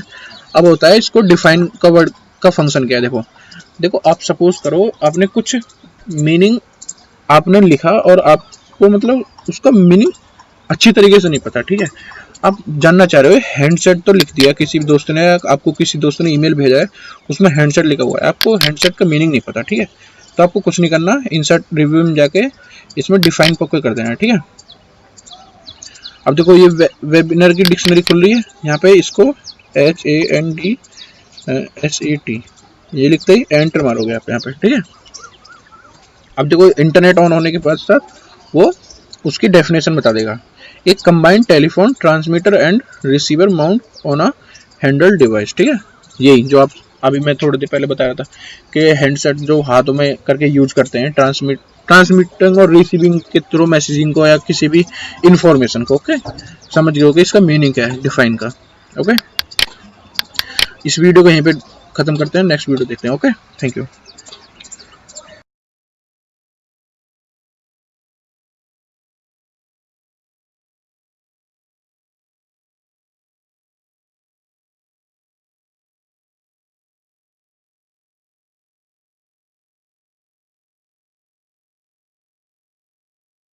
तो हेलो दोस्तों, पीछे की वीडियो हम डिस्कस कर चुके हैं spell and grammar, thesis, word, define, और इस वाली वीडियो में हम डिस्कस करेंगे सिर्फ और सिर्फ टेम्पलेट्स के बारे में। और देखो सुनो दोस्तों, ये जो वीडियो है ये टेम्पलेट्स का, ये काफ़ी इंपॉर्टेंट है, जस्ट बिकॉज पहले इसको देखो, टेम्पलेट्स को मैं थोड़ा समझाना चाहूँगा। टेम्पलेट का मीनिंग क्या है? टेम्पलेट का मीनिंग है कि अगर मैं सपोज करो मैं आपसे क्वेश्चन पूछता हूँ कि भाई टेम्पलेट क्या होती है बताइए, तो देखो तुम्हारा क्या आंसर होना चाहिए कि टेम्पलेट यार एक मतलब सिंप्लीफाइड एक वर्ड डॉक्यूमेंट ही होता है, लेकिन हम उसको रिपीटेडली किसी और पर्पस के लिए भी यूज कर सकते हैं। अब समझ में नहीं आएगा ठीक से क्या कहना चाह रहा हूँ मैं, समझने का ट्राई करो। देखो सपोज करो आप कोई चैप्टर, कोई किताब लिख रहे हो, ठीक है। किताब लिख रहे हो और पहला चैप्टर का आपने कोई पहला पेज बनाया, ठीक है। तो अब जब पहला पेज बना के पहला चैप्टर खत्म कर दिया, तो देखो आपको सबसे पहले अब दूसरा चैप्टर स्टार्ट करने वाले हो, तो दूसरे चैप्टर पे आप क्या चीज नोटिस कर रहे हो कि आपको डॉक्यूमेंट में क्या क्या चीजें एडिट करनी पड़ेंगी। देखो चैप्टर 2, तो देखो जैसे पहले वाले में लिखना था आपको चैप्टर 1, तो आप क्या यूज कर सकते हो कि चैप्टर को मैं दोबारा लिखने की जरूरत ही नहीं, मेरे को एक टेम्पलेट क्रिएट कर लेता हूँ कि जहाँ पे चैप्टर मेरे को लिखा हुआ पहले से मिल चुका है और मेरे को सिर्फ 2 उसके आगे डालना पड़े, ठीक है। ऐसे ही फिर जैसे पहला नेम हुआ, मानो कि नेम हुआ माइक्रोसॉफ्ट वर्ड, ठीक है, नेम चैप्टर का। और दूसरा वर्ड जब मैं दूसरे चैप्टर पर जाऊंगा और उसका नाम रखूंगा मैं माइक्रोसॉफ्ट वर्ड छोड़ के एक्सेल, ठीक है। जहां पे मैंने वर्ड में रखा था पहले चैप्टर में, और यहाँ पे रख दूंगा मैं माइक्रोसॉफ्ट एक्सेल। और तीसरे में सपोज ऐसे माइक्रोसॉफ्ट पावर पॉइंट कुछ डालना चाहूँ, समझ गए ना, मतलब कुछ चीजें कॉमन होंगी हर डॉक्यूमेंट में, तो वो चीज को टाइम सेविंग के लिए और मतलब टाइम को प्रॉपर ऑप्टिमम कंडीशन में यूज करने के लिए हम उसको टेम्पलेट को क्रिएट कर लेते हैं एक बार, और बार बार फिर उसी को नए डॉक्यूमेंट को क्रिएट करने के लिए उसको यूज करेंगे टेम्पलेट्स को, ठीक है। अब मैं दिखाता हूँ उसको बनाते कैसे हैं, ठीक है। टेम्पलेट को देखो, वर्ड डॉक्यूमेंट खोला आपने, ठीक है, और वर्ड के होम पेज पे चले गए यहाँ पे, ठीक है। अब यहाँ पे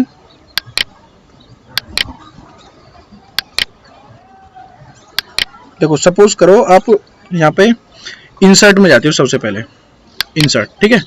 इंसर्ट में आप चीज नोटिस करते हो कि सपोज करो मैं खुद से प्ले लिस्ट टेम्पलेट क्रिएट करके दिखाता हूँ, और फिर समझना आप, और फिर मैं उसको समझाऊंगा कि ये यूज कैसे होगी, ठीक है। अब सपोज करो मैं उसका नाम लिखता हूँ चैनग्राम। टेम्पलेट बनाने के लिए सबसे पहले जाना होगा इंसर्ट टैब में, ओके। और मानो कि मैं आपको कोई पिक्चर इंसर्ट करनी है, ओके। डेस्कटॉप पे मैंने कोई पिक्चर ऐड कर रखी है, एजुकेशन एविडेंस की, ये पिक्चर ऐड हो चुकी है। अगर मेरे उसको साइज को बड़ा या छोटा करना है, यहाँ से कर सकते हैं, मूव भी करा सकते हो आप इसको, ठीक है।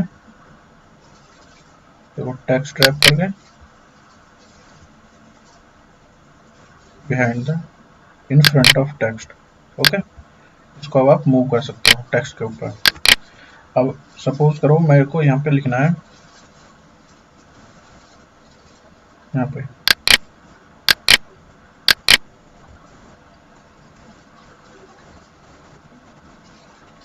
मिडल में और रेड साइज में लिखना है education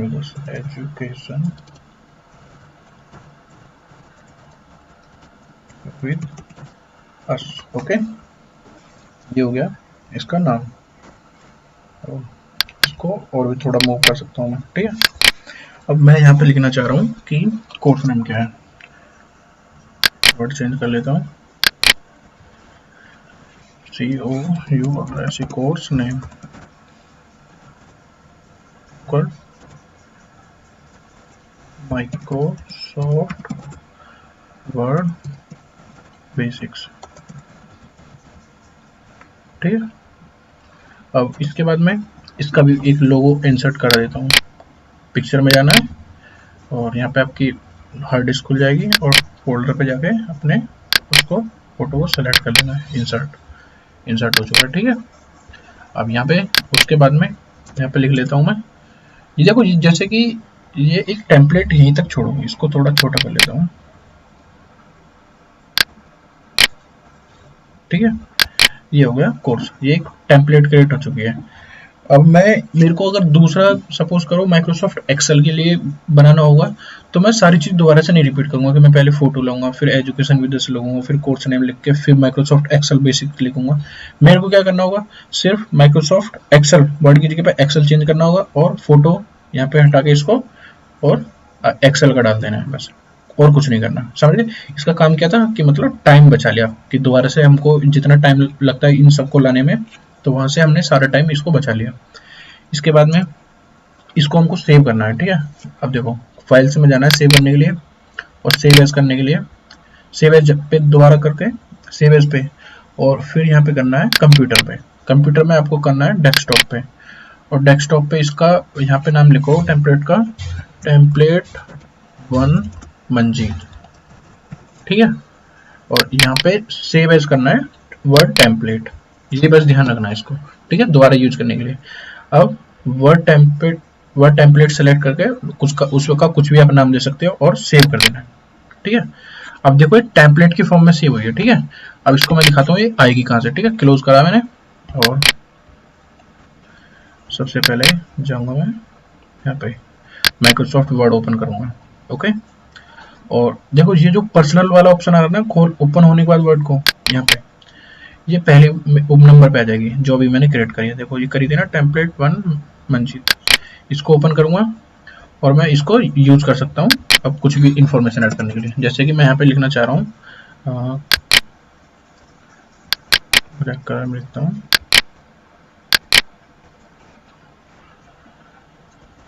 COURS course content, course content, और यहाँ पे बुलेट सिर्फ कोर्स कंटेंट, जैसे कि मैंने अभी तक क्या क्या डिस्कस कर चुका हूँ, ये सारी पॉइंट डिस्कस कर चुका हूँ, ठीक है। तो यहाँ से यहाँ तक सारा कॉपी किया, कंट्रोल C दबा के, और यहाँ पे जाके पेस्ट कर देना है मेरे को, कंट्रोल V, ठीक है। अब देखो ये सारा का सारा कोर्स कंटेंट के बाद में सारा का सारा लिख दिया यहाँ पे। इसके बाद में और इसको सेव कर देंगे। अब देखो टेम्पलेट को हमने यूज किया है एक फाइल क्रिएट करने के लिए, तो देखो इसको सेव ऐसे करना है, एक फाइल को सेव कर देना है यहाँ पे जाके, सेव एज पे नहीं सेव पे, और कंप्यूटर में जाके, तो मानो कि मेरे को डेस्कटॉप पे फाइल क्रिएट करनी है, और इसका नाम रखूंगा मैं कंटेंट, CONTENT कंटेंट 1, ठीक है। वर्ड डॉक्यूमेंट के फॉर्म में सेव हो जाएगा अभी, ठीक है। अब इसको बैक कर देना है आपको यहाँ पे, अब ये फाइल हो चुकी है सेव, ओके। इस वीडियो हमने डिस्कस किया क्या बोलते हैं टेम्पलेट, और देखो जो टेम्पलेट को सेव करने के बाद उसको हमने जो फाइल क्रिएट करी थी, देखो ये वो यहाँ पे आ चुकी है डेस्कटॉप पर, ठीक है। अब देखो कंटेंट को मैं ओपन करता हूँ इसको, कंटेंट 1 को, तो वो जो मैंने फाइल सेव करी थी वो सारी की सारी आ जाएगी, देखो समझे ना, वो चीज़ें और ये रहा, ठीक है। ऑटो करेक्ट तक सारा का सारा। अब नेक्स्ट वीडियो में डिस्कस करेंगे हम ऑटो करेक्ट, ओके। इस वीडियो को यहीं पर खत्म करते हैं, थैंक यू।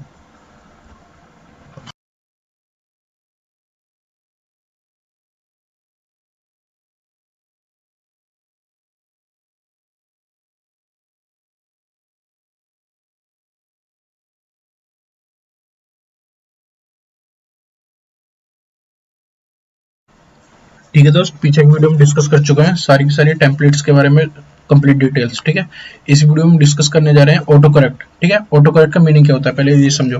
ऑटो करेक्ट का मीनिंग होता है कि यार देखो कुछ वर्ड है आपने टाइप किया, ठीक है, और उसमें या तो फास्ट टाइपिंग की वजह से या आप पे कोई स्पेलिंग आती ही नहीं है, कोई भी रीजन हो सकता है। तो अगर आप पे गलती से कोई वर्ड लिख जाए जल्दी जल्दी में, तो वो ऑटो करेक्ट अपने आप ठीक कैसे हो। ठीक है, इसको समझना है हमें। देखो सबसे पहले जैसे कि मैं आपको एक एग्जांपल देके दिखाता हूँ। ठीक है, जैसे कि कॉपी की स्पेलिंग है, ठीक है, COPY, कॉपी की स्पेलिंग ये होती है, लेकिन आप गलती से लिख दो, कोई बच्चा मतलब जिसको पता नहीं है इसकी स्पेलिंग कॉपी की, KOPY ऐसे कुछ वर्ड लिख देता है, ठीक है, और फिर वो एंटर मारता है। तो देखो इसका रेड जो साइन है ना, ये वाला, ये जो आ रहा है रेड रेड लाइनिंग से नीचे, इसका मीनिंग होता है कि ये वर्ड यहाँ पे कुछ गलत है इसमें। ठीक है, ये मतलब ये माइक्रोसॉफ्ट वर्ड प्रिडिक्ट कर रहा है कि शायद इसमें कुछ गड़बड़ी है। ठीक है, देखो एक तो हो सकता है कि आप इसको यहाँ पे सही कर लो। देखो इस पे क्लिक करिए, राइट क्लिक, ठीक है, अब ये स्पेलिंग इसने शो कर दी कि कॉपी तो नहीं है क्या ये वर्ड, ये पूछ रहा है आपसे। तो आप कहना चाह रहे हो कि हाँ यार कॉपी है, तो इस पे ओके कर दो। ठीक है, चेंज हो गया और ब्लू कलर का हो चुका है साइन। तो इसके बाद में नेक्स्ट कर दिया। लेकिन आप यार सपोज करो सेकंड कंडीशन आती है कि यार आपको मतलब बहुत पहले से बहुत बार गलती करके आ चुके हो और आप पे गलती ठीक नहीं हो रही बहुत जल्दी से, मतलब और आज आपको करनी ही करनी है। तो फिर एक इसका सेकेंडरी मेथड क्या है, देखो मैं वो देखना। फाइल्स में गए और इसमें गए ऑप्शंस में, ठीक है, और यहाँ पे प्रूफिंग में जाके ऑटो करेक्ट, और यहाँ पे लिखोगे KOPY जो मतलब आप लिखते हो। ठीक है, और इसको रिप्लेस कर देना है आपको COPY। ठीक है, COPY, ठीक है, और यहाँ पे रिप्लेस कर दो। ठीक है, और यहाँ पे ओके, ठीक है, और यहाँ पे भी ओके, अभी हो चुका है सेव। अब देखो आप, मैंने बताया था ना आप आधी हो चुके हो उस चीज को लिखने लिख के, तो अभी वो अपने आप ही कैसे आएगा देखना। KOPY कॉपी करके एंटर मारा, KOPY, हाँ ठीक है। अब ये जैसे KOPY लिखूंगा मैं, देखो दोबारा से हो गया। ठीक है, अब ये वाला वर्ड अगर यहाँ पे राइट क्लिक करके हमको सही करना है तो ये हो गया सही। ठीक है, अब देखो ये आ रहे हैं उसके वजह से जो मैंने अभी ऑटो करेक्ट में किया था। ओके, और ये जो अभी पीछे वर्ड हुआ था ये वाला, ये हुआ था अपने आप, ये राइट क्लिक करने की वजह से। ठीक है, कॉपी, और देखो अगर मैं दोबारा से लिख के दिखाता हूँ एक बार, KOPY, कॉपी के बाद में एंटर प्रेस किया, अपने आप देखो COPY हो गया। समझ गए होगे ऑटो करेक्ट का मीनिंग क्या है यहाँ पे, कि मतलब हमको फाइल्स में जाके, यहाँ पे ऑप्शंस में जाके, और प्रूफिंग और ऑटो करेक्ट, और यहाँ पे जो वर्ड आपको आप गलती करते हो और उसका सही क्या है यहाँ पे डाल देना है वो सही वाला, और उसके बाद में ओके कर देना है, और उसके बाद में यहाँ पे ओके कर देना है। उसके बाद में जो भी होगा, आप गलती भी लिखोगे वो अपने आप ही कंप्यूटर टाइप सही करता रहेगा। ठीक है, इस वीडियो में यही खत्म करते हैं। Thank you.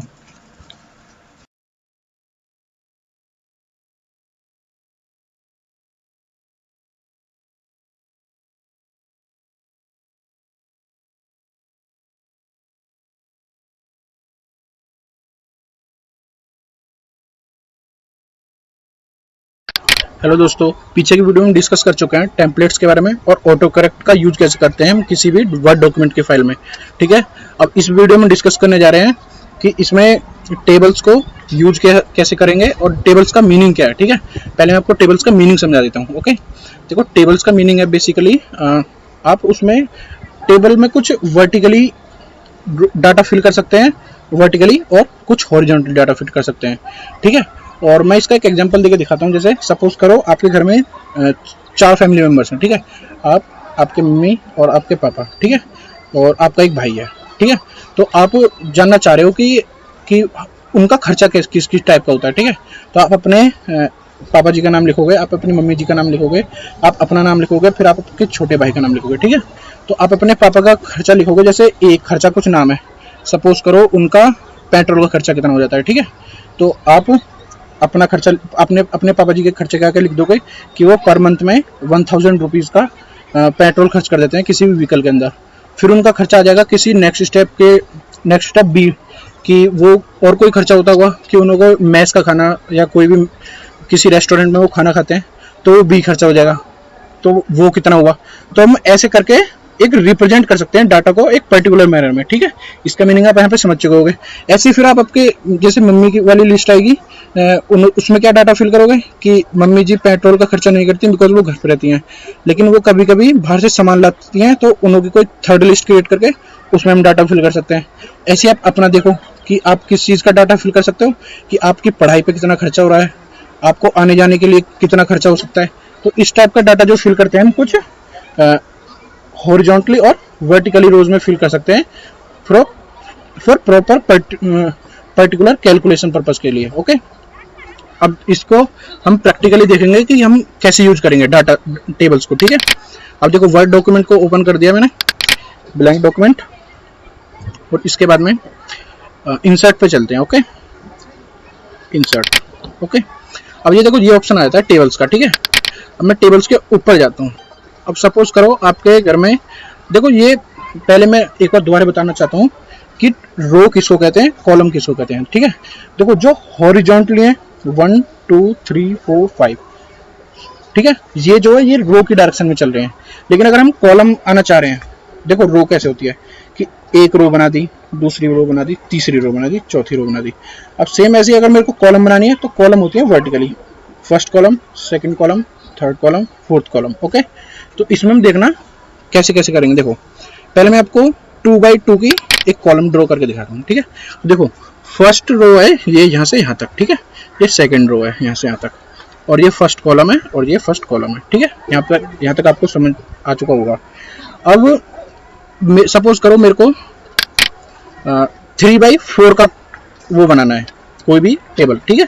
तो इंसर्ट में जाऊंगा, टेबल में जाऊंगा, और देखो मैंने क्या बोला 3 बाई 4। तो जो पहले मैं बोलूंगा जैसे 3 बाई 4 बोला हूं ना, तो 3 इसमें क्या है रो, और जो 4 है बाद में वो होता है कॉलम। तो 3 बाई 4 बोला है मैंने, तो देखो 3 मैंने रो सेलेक्ट कर लिया और 1 2 3 4, ठीक है। अब यहाँ पे एंटर कर दूंगा तो 3 बाई 4 मतलब 1 2 3 1 2 3 4, तो 3 बाई 4 की ये टेबल बन चुकी है यहाँ पे, ठीक है।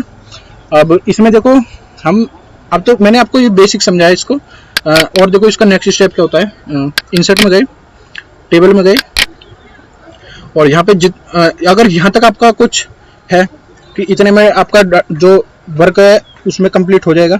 इसमें अगर नहीं होता है तो इसमें होता है इंसर्ट टेबल। ओके, देखो इसमें आपसे सीधा डायरेक्ट पूछेगा, जैसे अभी मैंने 2 बाई 2 ड्रॉ करना चाहा था, आप यहाँ से भी क्रिएट कर सकते हो।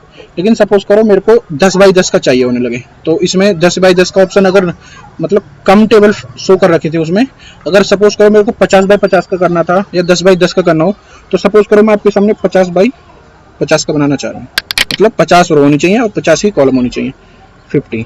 ओके, अब मेरे को यहाँ पे ओके कर देना है। अब देखो यहाँ पे देख रहे हो ना, ये 50 बाई 50 की एक टेबल बनी है। ओके,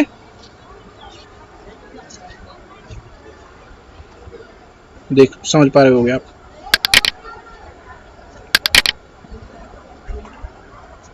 ये यहाँ से यहाँ तक ये 50 रोज ऐसे, ओके, और 50 कॉलम वर्टिकली। तो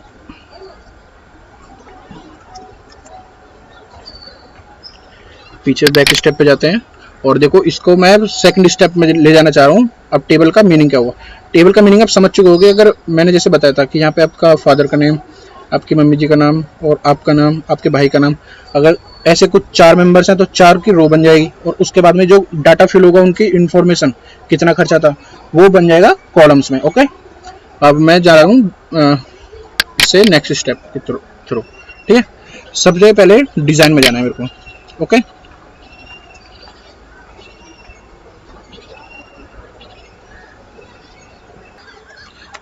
देखो दोस्तों, मैं समझाने के लिए मैंने एक टेबल क्रिएट कर दिया है यहाँ पे, और इस टेबल का देखो समझाने का पर्पस क्या था मेरे को।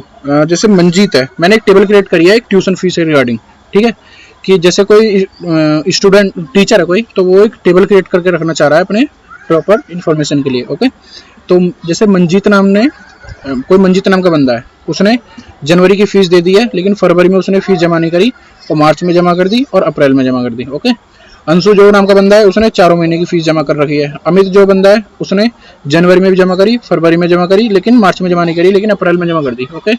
और राजा नाम का जो बंदा है इसने जनवरी में जमा कर दी और फरवरी में नहीं करी और मार्च और अप्रैल दोनों में कर दी। ठीक है। तो ये मतलब एक प्रॉपर डॉक्यूमेंटेशन है टीचर के पास कि अगर वो बाद में कोई कहने लगे कि सर, जैसे सपोज करो मंजीत कहने लगे कि यार तूने, कि सर मैंने तो फीस दे दी थी, लेकिन वो अपने पास डाटा दिखा देगा कि भाई तूने नहीं दी फीस। ठीक है। या कोई राजा टाइप का कहने लगे, या फिर कोई अमित कहने लगे मार्च में कि यार मार्च में तो मैंने सब दी थी, तो लेकिन वो दिखा देगा कि भाई तूने नहीं दी। ठीक है, क्योंकि उनके पास प्रूफ है।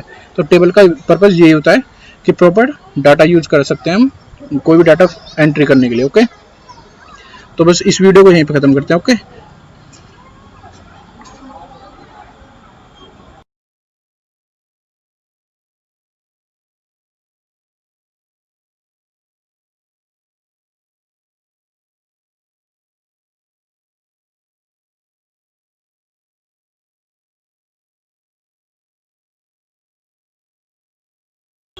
हाँ दोस्त, पीछे की वीडियो में डिस्कस कर चुके हैं कि इस टेबल को क्रिएट कैसे करना है और इसका पर्पस क्या है। ठीक है।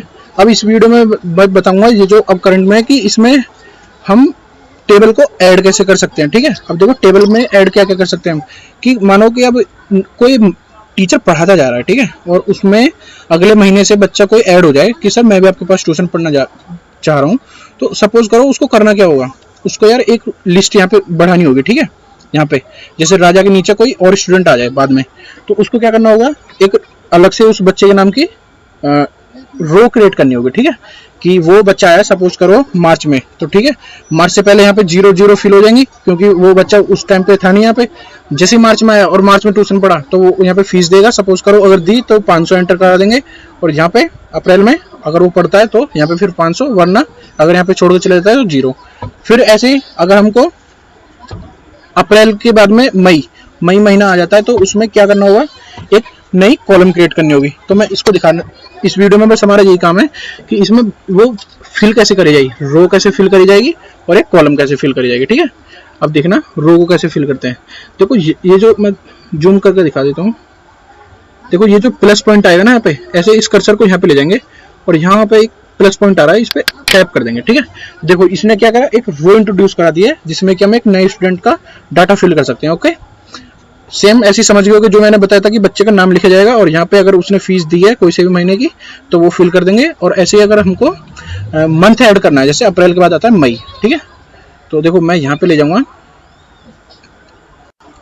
जैसे हमको यार इसमें कॉलम ऐड करनी है तो ठीक है, यहाँ पे देखो ये प्लस ऑप्शन आएगा और इसे सेम एज इट इज यहाँ पे अगर हमको दूसरी और एक महीने की कॉलम ऐड करनी है तो दोबारा प्लस का बटन दबा दो। ठीक है।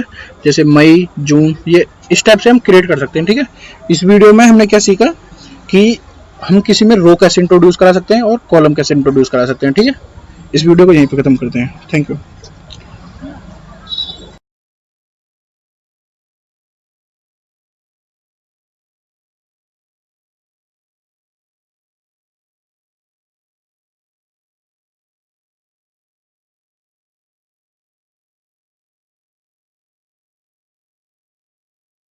बस पीछे के वीडियो में हम डिस्कस कर चुके हैं इस टेबल में रो कैसे ऐड करी जाएंगी। ठीक है। इसमें हमको डिज़ाइन करना है कि रो अगर बाय द वे किसी गलती से हम पे कोई ज़्यादा हो जाए तो उसको हम डिलीट कैसे कर सकते हैं। ठीक है। पहले मैं डिलीट का फंक्शन दिखाता हूँ कैसे होगा। ठीक है। देखो सबसे पहले जैसे अब रो बना के फटे हो, सपोज करो आपको एक रो ऐड करनी थी और गलती से 2 ऐड हो चुके हैं। ठीक है। और ये दूसरे नंबर की रो डिलीट करनी है आपको। ठीक है। यहाँ पे जाना है, पहले उसमें किसी भी रो में जो सी भी डिलीट करनी है उस पर ओके करके इसको करना है। और ये सपोज करो आपको वर्टिकली पहले कॉलम डिलीट करनी है तो ठीक है, मैं पहले कॉलम डिलीट करके देता हूँ। तो डिलीट कॉलम्स का ऑप्शन है, यहाँ पे ओके कर देना है और देखो वो डिलीट हो चुकी है। ठीक है। ऐसे ही सपोज अगर आप पे एक रो की जगह 2 रो क्रिएट हो जाती हैं और आपको एक डिलीट करनी पड़ जाए तो इस ऐसे रो पे क्लिक करना है और डिलीट रो। ठीक है। रो डिलीट हो जाएगी। ओके। अब इसके बाद में नेक्स्ट ऑप्शन आता है, ये सपोज करो मेरे को ये वापस आ चुकी है यहाँ पे, और यहाँ पे अगर मेरे को इसका स्पेसिंग बढ़ाना है, सपोज करो मेरे को जनवरी वाले में इसमें डिस्टेंस काफ़ी ज़्यादा चाहिए, इतने से इतना कर देना है। ठीक है। देखो जैसे जैसे मैं वहाँ पे सेंटीमीटर्स में इसकी डिस्टेंस बढ़ा रहा हूँ उसका साइज बढ़ता जा रहा है, ठीक है। ऐसे ही मैं यहाँ पे कम ज़्यादा कर सकता हूँ, ठीक है। अब देखो सपोज करो मेरे को इसका ऐसे डिस्टेंस कम कर देना है इस वाली कॉलम का, ठीक है, तो ऐसे कम कर सकता हूँ मैं। इसका करना है, इसका भी कर सकता हूँ कम, ठीक है। या ज़्यादा करना हो मेरे को ज़्यादा कर सकता हूँ ऊपर से, ठीक है। और एक ऑप्शन होता है इसमें ऑटो फिट का, ठीक है। ऑटो फिट का मीनिंग क्या होता है कि अपने आप जितना वर्ड का साइज है उसके अकॉर्डिंग अपने आप ये कम ज़्यादा हो जाएगा, ठीक है। तो देखो इस पे जाऊँगा मैं और ये रहा ऑटो फिट का ऑप्शन, ठीक है। अब मैं देखो यहाँ पे देख रहे हो कि यहाँ पे कम डिस्टेंस है इसका बीच का और यहाँ पे ज़्यादा है और यहाँ पे ज़्यादा हो रहा है, तो ये अपने आप कैसे ठीक हो जाए, ठीक है। तो ऑटो फिट कंटेंट पे जाके ओके कर देना है, ठीक है। तो इसमें देखा है इसने कि जितनी वर्ड की इस पे डिस्टेंस है उसके हिसाब से उसने अपने आप उसका साइज दे दिया, ठीक है, कॉलम का। जैसे जनवरी की कॉलम में इतने वर्ड हैं तो उतना स्पेस दे दिया, फरवरी में जितना, समझ गए, जितना स्पेस उतना ही वर्डों के हिसाब से। मार्च में कम वर्ड्स हैं, यहाँ पे कम स्पेस दिया। अप्रैल में और भी कम है तो उसके हिसाब से और भी कम दिया, ठीक है। तो यहाँ पे जैसे जैसे आप सपोज करो MAY, ठीक है, देख रहे हो ना छोटा सा है अप्रैल से भी। तो ऐसे इसमें ऑटो फिट का ऑप्शन होता है और आप इनको भी नेक्स्ट स्टेप है आप यूज कर सकते हो किसी भी टाइप से, ठीक है। मैंने इसमें क्या समझाया वीडियो में, डिलीट ऑप्शन किसी भी रो को कैसे कर सकते हैं, किसी भी कॉलम को कैसे कर सकते हैं, और इनों की वर्टिकली हाइट अगर आपको अपनी मर्जी के हिसाब से इंक्रीज या ज़्यादा करनी है तो वो, ठीक है। और कॉलम का भी और रो का भी दोनों का समझा दिया, ठीक है। और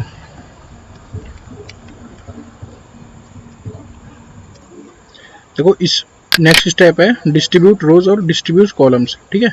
अब इसमें कुछ नहीं है, जैसे इसमें रो में देख रहे हो आप यहाँ पे काफ़ी ज़्यादा डिस्टेंस है, ठीक है, और यहाँ पे सब में सेम है। तो अब देखना है अपने वर्ड के अकॉर्डिंग कैसे रोज में अपने आप ही ये स्पेसिंग क्रिएट करेगा, ठीक है, डिस्ट्रीब्यूट रो पर करने के बाद, समझ गए ना।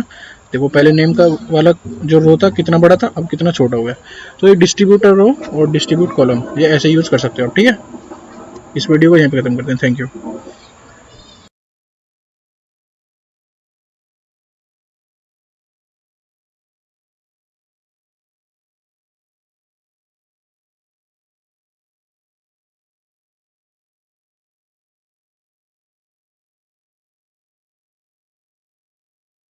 हेलो दोस्त, पीछे एक वीडियो में डिस्कस कर चुके हैं कि टेबल को डिलीट कैसे करेंगे और रो में कैसे हमको डाटा इंटरप्रिटेशन करना है, ओके। अब इस वीडियो का नेक्स्ट टारगेट होगा सेल को मर्ज कैसे करना है और स्प्लिट सेल का मीनिंग क्या होता है, स्प्लिट टेबल का मीनिंग क्या होता है, ठीक है। सबसे पहले मैं आपको इसको वो बताऊंगा इसका यूज कहाँ पे होता है, ओके। सबसे पहले हमको समझना है मर्ज सेल का मीनिंग। पहले सेल का मीनिंग समझता हूँ। सेल का मीनिंग है जैसे टेबल है, इसका जो ये वाला सबसे स्मॉलेस्ट पोर्शन है ना किसी भी टेबल का, ओके, ये जो दिख रहा है आपको यहाँ पे जैसे एक रेक्टेंगुलर फॉर्म में, ठीक है। हम इस वाले ब्लॉक को हम बोलेंगे सेल यहाँ पे, ठीक है। अब मैं नेक्स्ट मीनिंग समझाने जा रहा हूँ कि मर्ज का मीनिंग क्या होता है, ठीक है। मर्ज का मीनिंग देखो ये होता है कि ये एक सपोज करो ये एक सेल है, सेल का मीनिंग तो समझ चुका हूँ मैं, ये एक सेल है, ये दूसरी सेल है। अगर ये दोनों मेरे को एक कंबाइन करा देनी हो तो इसको मैं बोलूंगा मर्ज, ठीक है। सपोज करो ये दो सेल है और नेक्स्ट वर्ड होता है स्प्लिट, ठीक है। अब मैं स्प्लिट का मर्ज का मीनिंग तो समझ गया ना, मतलब दो चीजों को एक पास ला देना। दूसरा वर्ड होता है स्प्लिट। स्प्लिट का मीनिंग होता है सपोज करो ये पास पास है, ठीक है। अब मेरे को ये दूर करनी हो, मतलब एक दूसरे से दूर, तो इसका इंग्लिश में बोलते हैं इसको स्प्लिट कर देना, ठीक है। एक दूसरे से मतलब दूर हो चुके हैं। तो मैं इसमें मर्ज का मीनिंग समझा चुका हूँ, स्प्लिट का मीनिंग समझा चुका हूँ। अब देखो इसको यूज कैसे करते हैं, ठीक है। अब देखो एग्जाम्पल के थ्रू समझना। देखो जैसे ये दो सेल्स हैं 1 और 2, ओके। अब मैं बोल रहा हूँ कि तुम्हारे से मैं क्वेश्चन कर रहा हूँ यहाँ पे कि इन दो सेल्स को मर्ज करके देखो मेरे को। तो आपको क्या करना है, देखो इस वाले पे किया, डबल टैप किया और दोनों को सेलेक्ट कर लिया यहाँ पे, समझ गए। सेलेक्ट करने के बाद यहाँ पे मर्ज सेल का ऑप्शन आया। तो देखो मर्ज सेल का मीनिंग क्या हुआ, मैंने क्या बोला था, दो आसपास चीजें होंगी और मर्ज का मतलब हो जाएगा कि दूर दूर के आसपास पास पास ले आएंगे, मतलब समझ गए। अब कंट्रोल जेड करते हैं यहाँ पे। और दूसरी चीज मैंने बताया था स्प्लिट सेल्स का मीनिंग, ठीक है। अब देखो स्प्लिट सेल्स का मीनिंग क्या होता है। स्प्लिट का बोला था मैंने अभी, एक मतलब डिस्ट्रीब्यूशन एक टाइप का, ठीक है, मतलब अलग अलग कर देना। अब देखो स्प्लिट सेल को कैसे करेंगे। सपोज करो मेरे पास ये एक सेल है, ठीक है। मैं कह रहा हूँ उसको स्प्लिट करो भाई 2 पार्ट्स में, ठीक है। अब 2 पार्ट्स में करना है तो देखो ये एक सेल थी, सपोज करो मेरे को 2 पार्ट्स में करना है, तो बीच में से काट दूंगा तो 2 पार्ट हो गए। अब मैं कहता हूँ इसको 4 पार्ट में स्प्लिट करो, तो आपको क्या करना होगा, एक कट ऐसे मारना होगा, एक कट ऐसे मारना होगा, तो समझ गए ना, 1 2 3 4, ये 4 पार्ट में डिस्ट्रीब्यूट हो चुके हैं एक सेल। ओके, अब इसमें हम डिस्कस करेंगे कि स्प्लिट सेल को यूज कैसे करेंगे, ठीक है। अब सपोज करो ये मेरे पास एक ब्लॉक आ गया, मैंने आपको बोला कि इसमें यार 4 पार्ट डिवाइड करके दिखाओ। अब मैं प्रैक्टिकल करके दिखाता हूँ यहाँ पे कि इस सेल को हम डिवाइड कैसे करेंगे 4 पार्ट्स में, स्प्लिट सेल को 4 पार्ट में डिवाइड कैसे करेंगे ये बताने जा रहा हूँ मैं। तो यहाँ पे गया, मैं इसको सेल को ओके किया और स्प्लिट सेल को ओके करता हूँ। अब देखो मैंने क्या बोला था, मैंने रो और कॉलम इससे पीछे वाली वीडियो में डिस्कस कर चुका हूँ, ठीक है। इसको अगर समझ में नहीं आया होगा तो पीछे वाली वीडियो में चले जाना, इससे 3 वीडियो पीछे वाली जो है उसमें मैंने रो और कॉलम को प्रॉपर्ली एक्सप्लेन किया है। अब देखो दोबारा एक्सप्लेन कर देता हूँ अगर थोड़ा अगर किसी को भूल गए हुए। देखो ये जो है हॉरिजॉन्टली, ठीक है, इनको बोलते हैं रो, और जो वर्टिकली अलाइन होती हैं, ठीक है, इनको बोला जाता है सेल कॉलम्स। ओके, अब देखो ये पूछ रहा है कि मैंने क्वेश्चन बोला था कि 4 पार्ट में एक सेल को डिवाइड करना है, ठीक है। तो आपको क्या करना होगा कि ये जो ब्लॉक है आपके पास, इसको कैसे कर सकते हो, अगर मैं 4 पार्ट में डिवाइड करना चाह रहा हूँ तो बीच में से एक कट मारता हूँ, ठीक है। तो 2 तो रो बन जाएंगी, एक रो का 2 रो बना दूंगा बीच में से एक कट मार के, ठीक है। सिमिलरली यहाँ पे अगर मेरे को सेल्स में भी ऐसी पार्ट कर दूं तो मैं देखो 2 रो बन चुकी हैं ऐसे, ठीक है, बीच में से कट मार दिया तो 1 2 3 4 पार्ट में डिवाइड कर लिया, समझ गए होगे।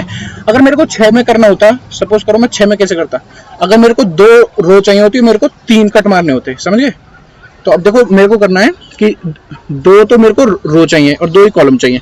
सपोज करो मैंने यहाँ पे 2 लिख दिया और यहाँ पे नंबर ऑफ रोज भी 2 चाहिए, और जब मैं इसको ओके करता हूँ, ठीक है, अब देखना क्या हुआ, ये होगी ना 1 2 3 4 पोर्शन में डिवाइड हो चुकी है एक सेल। ओके, इस वीडियो इसमें अब ये भी समझ गए होगे कि एक सेल को स्प्लिट कैसे करना है। मैं बोल रहा हूँ यहाँ पे सेल को, ठीक है।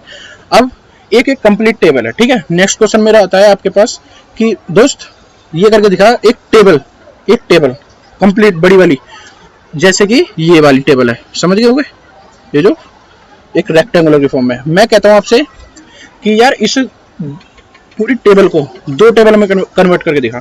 तो आप इस टेबल को देखो, मैं पहले इसका वो बताता हूँ इसका यूज कहाँ पे होता है, ठीक है।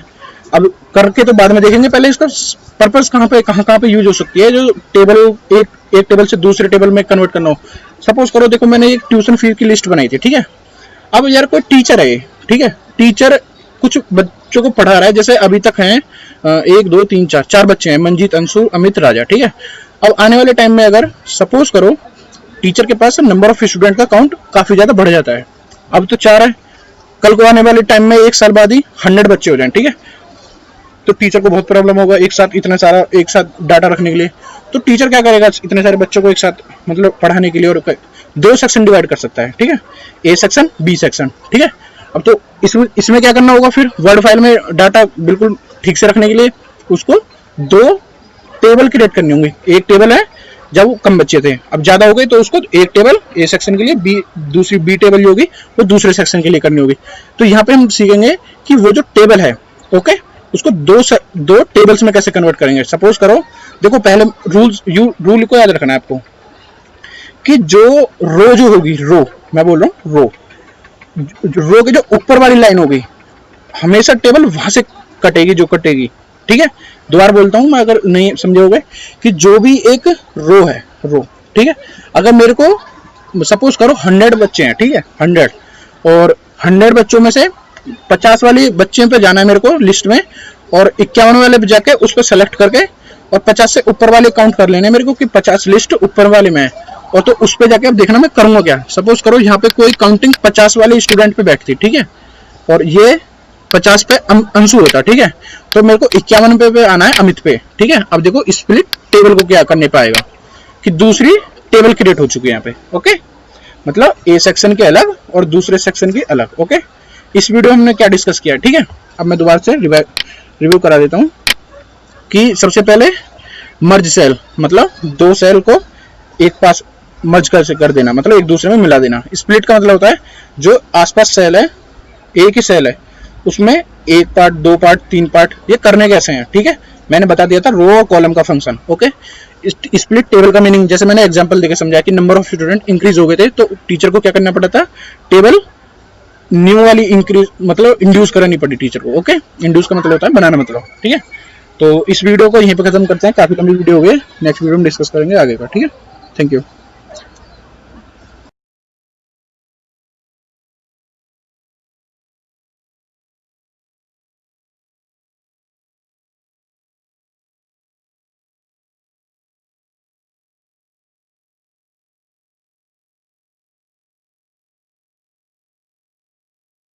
हेलो दोस्त, इस वीडियो में हम डिस्कस करेंगे सेल अलाइनमेंट और टेक्स्ट डायरेक्शन और सेल मार्जिन और फॉर्मूलाज। ठीक है, पहले मैं अलाइनमेंट का मीनिंग समझा देता हूँ कि अलाइनमेंट का मीनिंग क्या होता है। ठीक है, अलाइनमेंट का मीनिंग है कि ये जो सेल आपको मैंने बताया था रेक्टेंगुलर फॉर्म में होती है, ये जो सेल है इसको आप 9 पार्ट में डिवाइड कर दो। ठीक है, मतलब 3 रोज और 3 कॉलम में। ठीक है, तो इसमें मैं बोलना चाह रहा हूँ इसमें अलाइनमेंट का मीनिंग क्या होता है कि इस सेल के अंदर इन 9 पोजीशंस पे आप उस टेक्स्ट को जो आप इसमें एंटर कराना चाह रहे हो उसकी पोजीशन क्या रखना चाह रहे हो इन 9 पोजीशंस पे। मैंने बता दिया ना, 3 तो रो हैं, ठीक है, और 3 ही कॉलम में।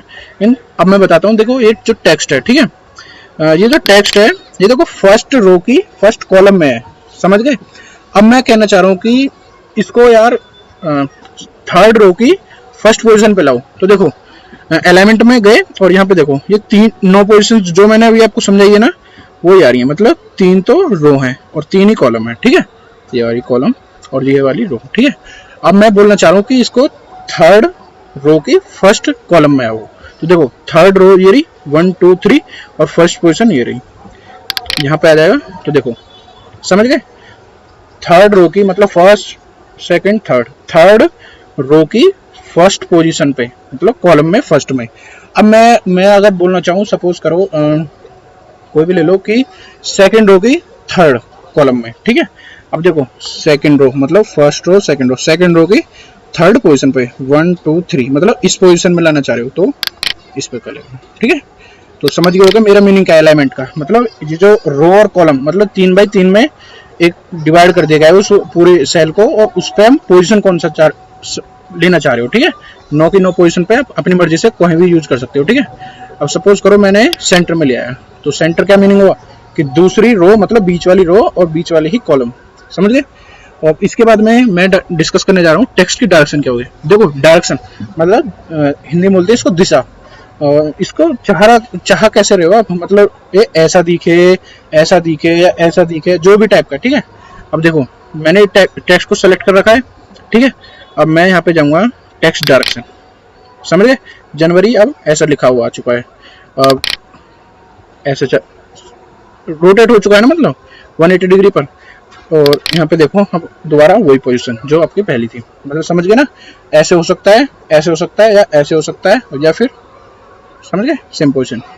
अब होता है सेल मार्जिन। ठीक है, अब देखो सेल मार्जिन को मैं समझाना चाह रहा हूँ। देखो मार्जिन पहले मैं आपको मीनिंग समझा देता हूँ, मार्जिन का मीनिंग क्या होता है। ठीक है, अब आप एक पाइप मानो, ठीक है, मैं पाइप का एग्जांपल देके समझाना चाह रहा हूँ आपको कि उसको आप समझ के सकते हो। सपोज करो एक पाइप है और वो उसकी 2 मीटर उसकी लंबाई है। ठीक है, और मैं बोलना चाह रहा हूँ कि किसी दोस्त से अपने से कि यार इस पाइप को कटा के लिया, लेकिन 1 इंच से ज्यादा मत कटवाइयो। ठीक है, इधर से भी और इधर से भी, मतलब कम ही कटवाइयो। ठीक है, अब देखो वो मार्जिन का मीनिंग यहाँ पे क्या होगा, यहाँ का पे मार्जिन का मीनिंग होगा कि 1 इंच से कम का इधर काटना चाहिए और 1 इंच से कम का इधर काटना चाहिए। मार्जिन मतलब उससे कम कितना आसपास घूम रहा है वो जो वैल्यू है।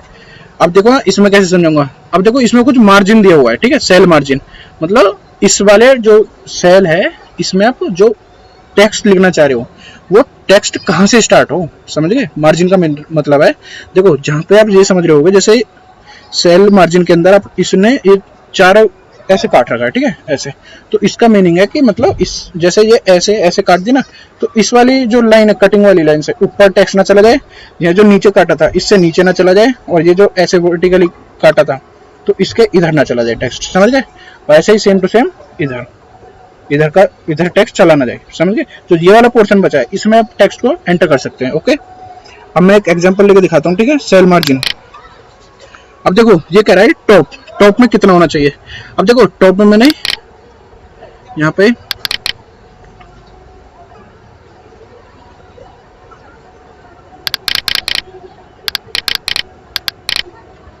देखना 3 सेंटीमीटर कर दिया, समझ गए, 0.3 सेंटीमीटर करा तो मैंने एक कॉलम को इतने सेंटीमीटर से मार्जिन दे दिया। ओके, ऐसे ही सेम टू सेम यहाँ पे कर सकते हो, देखो बॉटम में, समझ गए, मतलब अगर नीचे से कितना देना चाह रहे हो, ठीक है। ओके, और लेफ्ट एंड राइट का तो मीनिंग होता है ये वाला कि लेफ्ट में इतना कितना मार्जिन देना चाह रहे हो, राइट में इधर कितना मार्जिन देना चाह रहे हो, समझ गए होगे। जैसे कि मैं लेफ्ट में देना चाह रहा हूँ, सपोज करो मैं इसको एग्जांपल देके समझा देता हूँ, मैंने 4.5 रखा, ठीक है, और ओके कर दिया, समझ गए ना। देखो यहाँ से अब कितना टेक्स्ट यहाँ से स्टार्ट हो रहा है, मतलब मैंने यहाँ से यहाँ तक का, यहाँ से यहाँ तक का इसमें मार्जिन दे दिया है। ओके, यहाँ पे आप समझ चुके होंगे मार्जिन का मीनिंग क्या है, ठीक है। मैं अभी तक डिस्कस कर चुका हूँ टेक्स्ट डायरेक्शन और सेल मार्जिन क्या है। और नेक्स्ट मेरा टारगेट रहेगा, देखो सपोज करो फॉर्मूले, इसमें जो वर्ड है ना इसमें लिमिटेड फॉर्मूले हैं ज्यादा, जिसमें बस सम कर सकते हैं, एवरेज फाइंड कर सकते हैं, ज्यादा कुछ फॉर्मूले फाइंड, इससे ज्यादा कैलकुलेशन नहीं कर सकते। लेकिन जो कैलकुलेशन है, कंप्यूटेशन पावर है माइक्रोसॉफ्ट एक्सेल में काफी ज्यादा होती है। वो जब हम न्यू प्ले लिस्ट क्रिएट करेंगे ना आगे आने वाली वीडियोज में काफी टाइम बाद, तो वो आप समझ जाओगे कि मैं क्यों इसको कहना चाह रहा हूँ यहाँ पे कि इसकी कंप्यूटेशन पावर काफी कम है माइक्रोसॉफ्ट वर्ड की as compare to Microsoft Excel. Okay, अब मैं इसका दिखाता हूँ फॉर्मूले कैसे यूज होते हैं। देखो पहले मेरा क्वेश्चन कि अगर कोई टीचर जानना चाहे कि यार मैंने कंप्यूटर इस माइक्रोसॉफ्ट वर्ड की हेल्प से, ना कि वो कंप्यूटर में कोई कैलकुलेटर यूज करे, ना अपने फोन में यूज करे, ना कोई वो पेन यूज करे, वो कैलकुलेट करना चाहे माइक्रोसॉफ्ट वर्ड की हेल्प से कि यार वो जनवरी में उसने कितनी अर्निंग करी, ठीक है, सिर्फ इन 4 बच्चों से। सपोज करो अभी तक मैंने 4 बच्चों की प्ले लिस्ट क्रिएट वो करी है, यहाँ पर टेबल क्रिएट। आने वाले टाइम में अगर टीचर के पास अगर 50 या 60 या 70 कुछ भी अमाउंट नंबर ऑफ स्टूडेंट हो जाए इस ट्यूशन के लिए, तो वहां पे टीचर कैलकुलेट करना चाह रहे हैं कि यार मैंने अब से पास्ट में जनवरी में कितनी वो अर्निंग करी थी, ठीक है, ट्यूशन के इस महीने में, ठीक है। अब देखो यहाँ पे इसको सेलेक्ट करना चाह रहा हूँ, ठीक है, यहाँ पे एक सेल को सेलेक्ट किया और मैं चाह रहा हूँ कि यहाँ पे अपने आप ही कैलकुलेशन हो जाए, ठीक है। अब देखो फॉर्मूलाज, ठीक है, अब इसमें अपना आप आ चुका है इक्वल टू सम, ये इसका फॉर्मूला होता है, इसको लिख भी लेना। अब समझ भी गए होगे कि मतलब अबोव सेल्स के ऊपर का सम बता दो मेरे को, सम बैक्ट में बोलना चाह रहा है अबोव। ओके, अब यहाँ पे ओके कर देंगे तो देखना होगा क्या, वर्ड ने खुद ने कैलकुलेट करके बता दिया कि देखो यहाँ पे जनवरी में 4 स्टूडेंट थे और हर बच्चे ने फीस जमा करी थी, तो 2000 रुपए उसने अर्निंग करी थी यहाँ पे, ठीक है। अब इसकी कैलकुलेट करके दिखाता हूँ एग्जाम्पल के लिए, ठीक है। फॉर्मूले गए और अबोव सम अबोव कर दिया, ओके गए, ठीक है, आ गया अपने आप 1000। ऐसे ही सेम टू सेम यहाँ पे मार्क्स का कैलकुलेट कर लेता हूँ मैं और यहाँ पे ओके कर दिया 1500। ओके, सेम टू सेम ऐसे ही अगर टीचर कोई मानो कि 2 साल 3 साल बच्चे को पढ़ाया, किसी को ऐसी लिस्ट क्रिएट करके रख रखी थी टीचर ने, और टीचर कैलकुलेट करना चाहे कि मंजीत नाम का जो स्टूडेंट था उसने अभी तक मेरे को कितने मतलब अमाउंट दिया है अभी तक, ठीक है। तो देखो इस पे सेलेक्ट किया मैंने, सपोज करो है ना, मैं मई को मिटा भी देता हूँ एक सेकंड के लिए अगर आपको ऐसी प्रॉब्लम है। अब यहाँ पे मैंने सेलेक्ट कर लिया इस सेल को और यहाँ पे आ रहा है टीचर की उसने कितना फीस जमा किया अभी तक। ओके, तो मंजीत के इस सामने वाली पे रो पे गया और यहाँ पे फॉर्मूलेज पे गया और लेफ्ट हैंड साइड की जितनी भी वैल्यूज होंगी वो उसकी अमाउंट निकाल दिया 1500। ओके, अभी तक मतलब देखो 500 500 500 मतलब 1500 रुपये उसने अभी तक टोटल दिए हैं 3 महीने में। ऐसे इस वीडियो को यहीं पे खत्म कर दें दोस्त, ठीक है, आगे डिस्कस करेंगे टेबल का next part. Okay, thank you.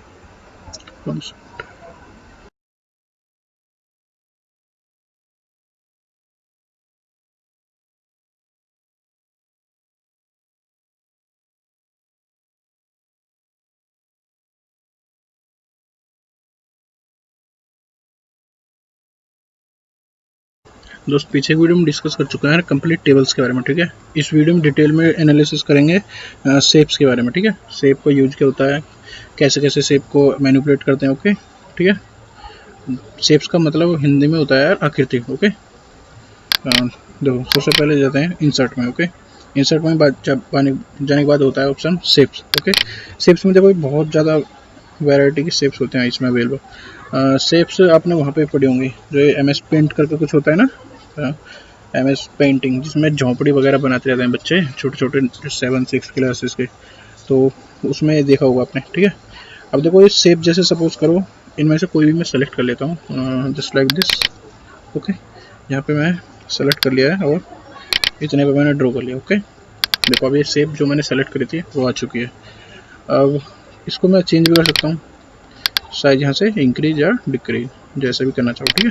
Suppose करो मैंने ये यहाँ पे सेलेक्ट कर लिया है। इसके बाद में मेरा काम क्या आता है, इंसर्ट के बाद जाने के बाद अब व्यू में जाता हूँ इसको, ठीक है। इसको सेलेक्ट किया मैंने और फॉर्मेट। अब इसको फॉर्मेट का मीनिंग होता है कि इस जो शेप को मैंने सेलेक्ट कर लिया है इसको मैं किस टाइप से दिखाना चाह रहा हूँ, ठीक है, फॉर्मेट। ओके, अब देखो इसमें मैं कलर चेंज कर सकता हूँ, ठीक है। देखो कितने सारे कलर हैं अवेलेबल, जैसा आपका मन चाहे इनमें से कलर सेलेक्ट कर सकते हो। ओके, अब देखो फिलिंग हो गई। अब इसमें आता है आउटलाइन। आउटलाइन कैसी चाह रहे हो, ठीक है। आउटलाइन सपोज करो मैं इसमें रेड कलर की डाल देता हूँ, ठीक है। देखो दिख गई होगी, नहीं दिख रही तो अभी दिख जाएगी। और इसके बाद में वे का मतलब होता है जो बॉर्डर लाइन है इसकी, इसको कितना मोटा दिखाना चाह रहे हो, ठीक है, समझ गए। देखो जैसे जैसे मैं इसको सेलेक्ट करता जा रहा हूँ, सपोज मैंने ये कर ली, देखो कितना बड़ा बॉर्डर लाइन हो चुका है इसका, ठीक है। इसके बाद में शेप एंड इफेक्ट्स, और इसमें मैं कैसे टाइप की शेप बनाना चाह रहा हूँ। जैसे सपोज करो मैंने ये कर लिया या ये कर लिया, मैंने ये कर लेता हूँ, ठीक है। और इसमें मेरे को कोई पिक्चर एंटर करानी है, ठीक है। अब मैं देखो क्या करूँगा, इसमें जाऊँगा और इसमें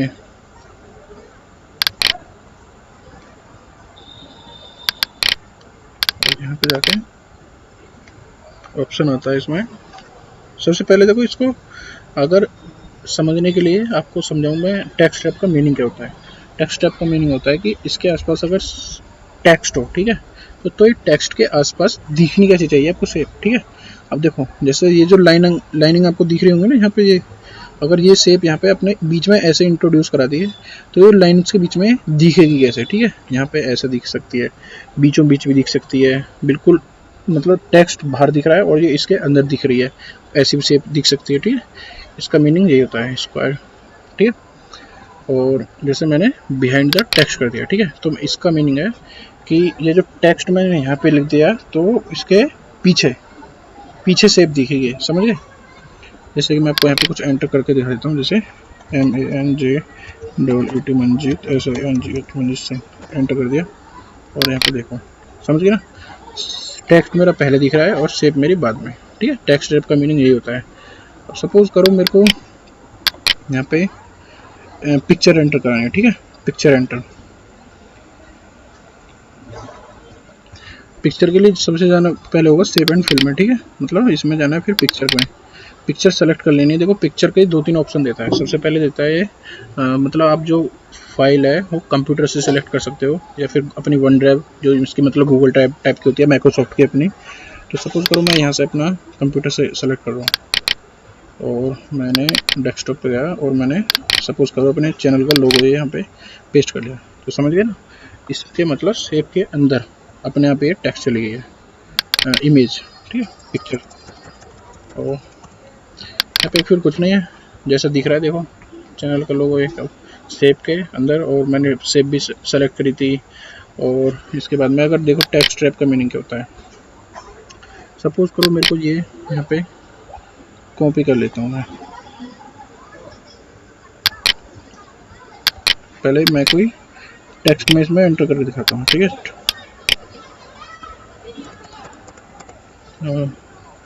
इक्वल टू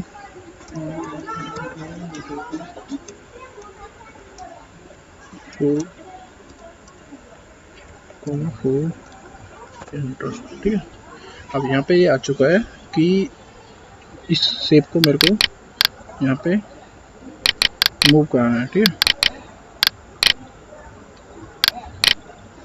मेरे को सपोज करो ये बीच में कर दिया मैंने सेलेक्ट,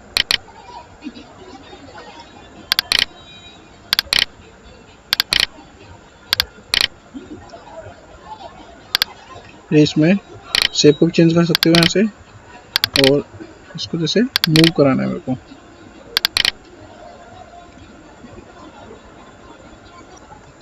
देखो ये जो जैसे कर्सर है ना मेरा, यहाँ पे जाने के बाद देखो ये 4 पॉइंट्स आते हैं, ठीक है। इसको डबल टैप करना है और जहाँ पे चाहूँ मैं वैसे इसको मूव करा सकता हूँ, ठीक है।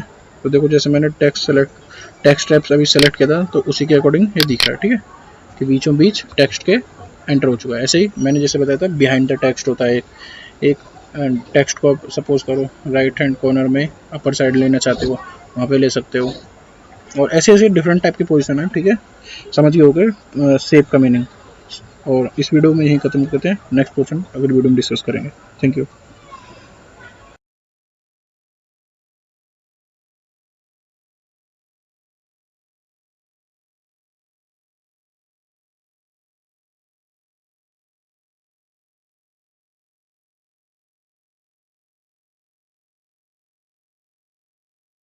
सो हे गाइस, पीछे की वीडियो में डिस्कस कर चुके हैं यार शेप्स के बारे में। ठीक है, उसमें पिक्चर कैसे एंटर कराना है और उसका शेप चेंज कैसे करना है।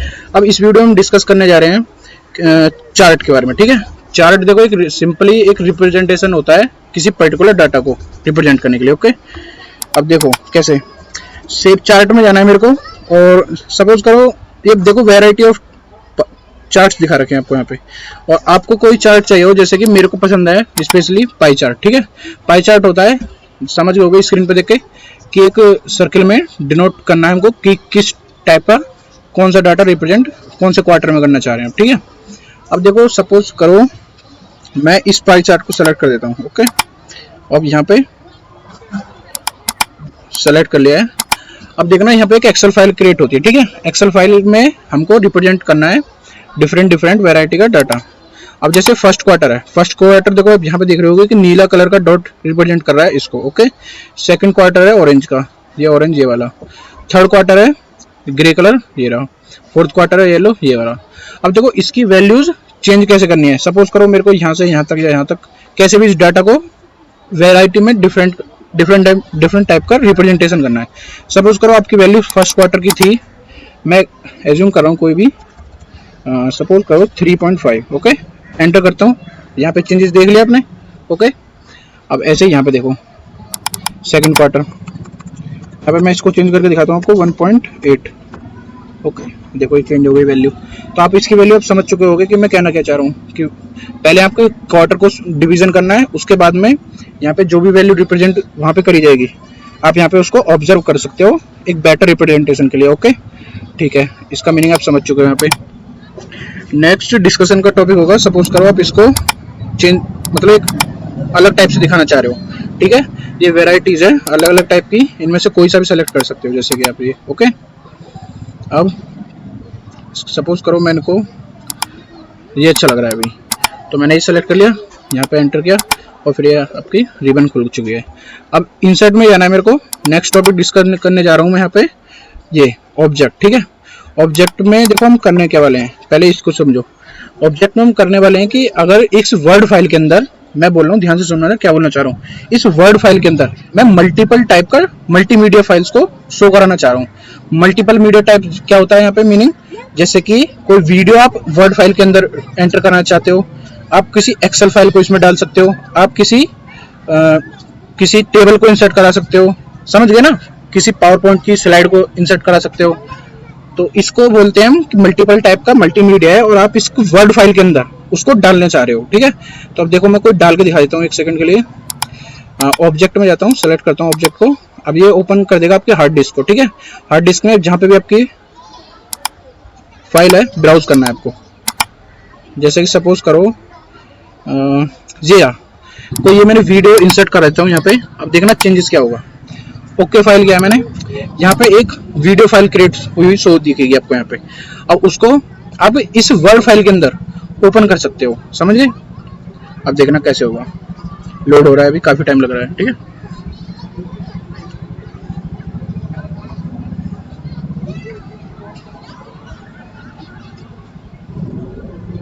ठीक है, अब ये लोड हो चुका है यहाँ पे, समझ गए, VLC का फाइल आ चुका है।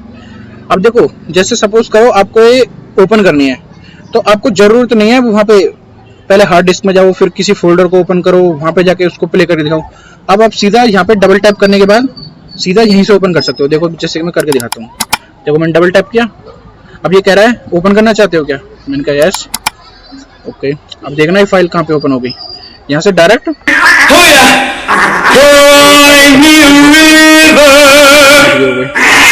अब नेक्स्ट टाइप, अगर मैं इसमें कोई डिफरेंट टाइप का मीडिया इंसर्ट करना चाहता हूँ, जैसे कि ऑब्जेक्ट में गए, क्रिएट फाइल होगी, ब्राउज पे जाकर, और मैं सपोज करो कोई वर्ड फाइल के अंदर एंटर करना देना चाहता हूँ, तो यहाँ पे इंसर्ट करो, ओके कर दो। अब देखो क्या होता है यहाँ पे, ये जो मेरी वर्ड फाइल थी, ठीक है, जो मैंने अभी सेलेक्ट करी थी, ये इस न्यू फाइल के अंदर ओपन हुई है, ठीक है, सारा डाटा इसके अंदर आ चुका है, ठीक है। अब मैं देखो कोई डिफरेंट टाइप की और तीसरी टाइप की फाइल ओपन करके दिखाता हूँ, जैसे कि टेक्स्ट फ्रॉम फाइल, ऑब्जेक्ट में गए, इसके बाद में ब्राउज किया, और यहाँ पे मैं सपोज करो मैं कोई आपको एक पीपीटी फाइल इंसर्ट करा के दिखाता हूँ, ठीक है। मिड ड्राइव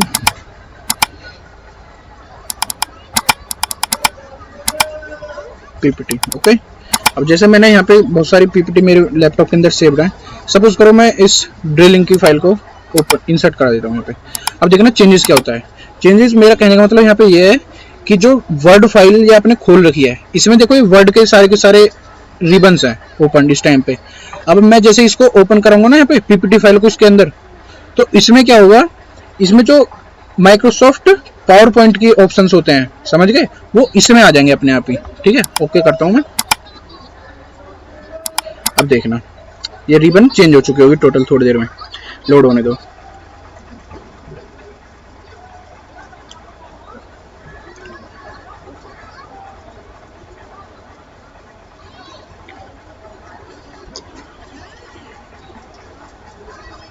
ठीक है, अब आप समझ चुके हो। देखो जैसे ये थी मेरी पीपीटी फाइल, अब ये यहाँ पे शो हो चुकी है, ठीक है। अब मैं इसको चाहूँ यहाँ से ही स्लाइड को शो करा सकता हूँ आपको, जैसे देखो ये हो चुकी है, ठीक है, समझ गए। ये सी दबा के मैंने एग्जिट कर दिया, ओके। समझ चुके होंगे जहाँ तक मेरा मतलब है कि वर्ड को हम कैसे यूज कर सकते हैं किसी ऑब्जेक्ट को एंटर करने के लिए, ठीक है, किसी वर्ड फाइल के अंदर, ठीक है। इस वीडियो को हम यहीं पे खत्म करते हैं, नेक्स्ट वीडियो में डिस्कस करेंगे next topic, okay. Thank you.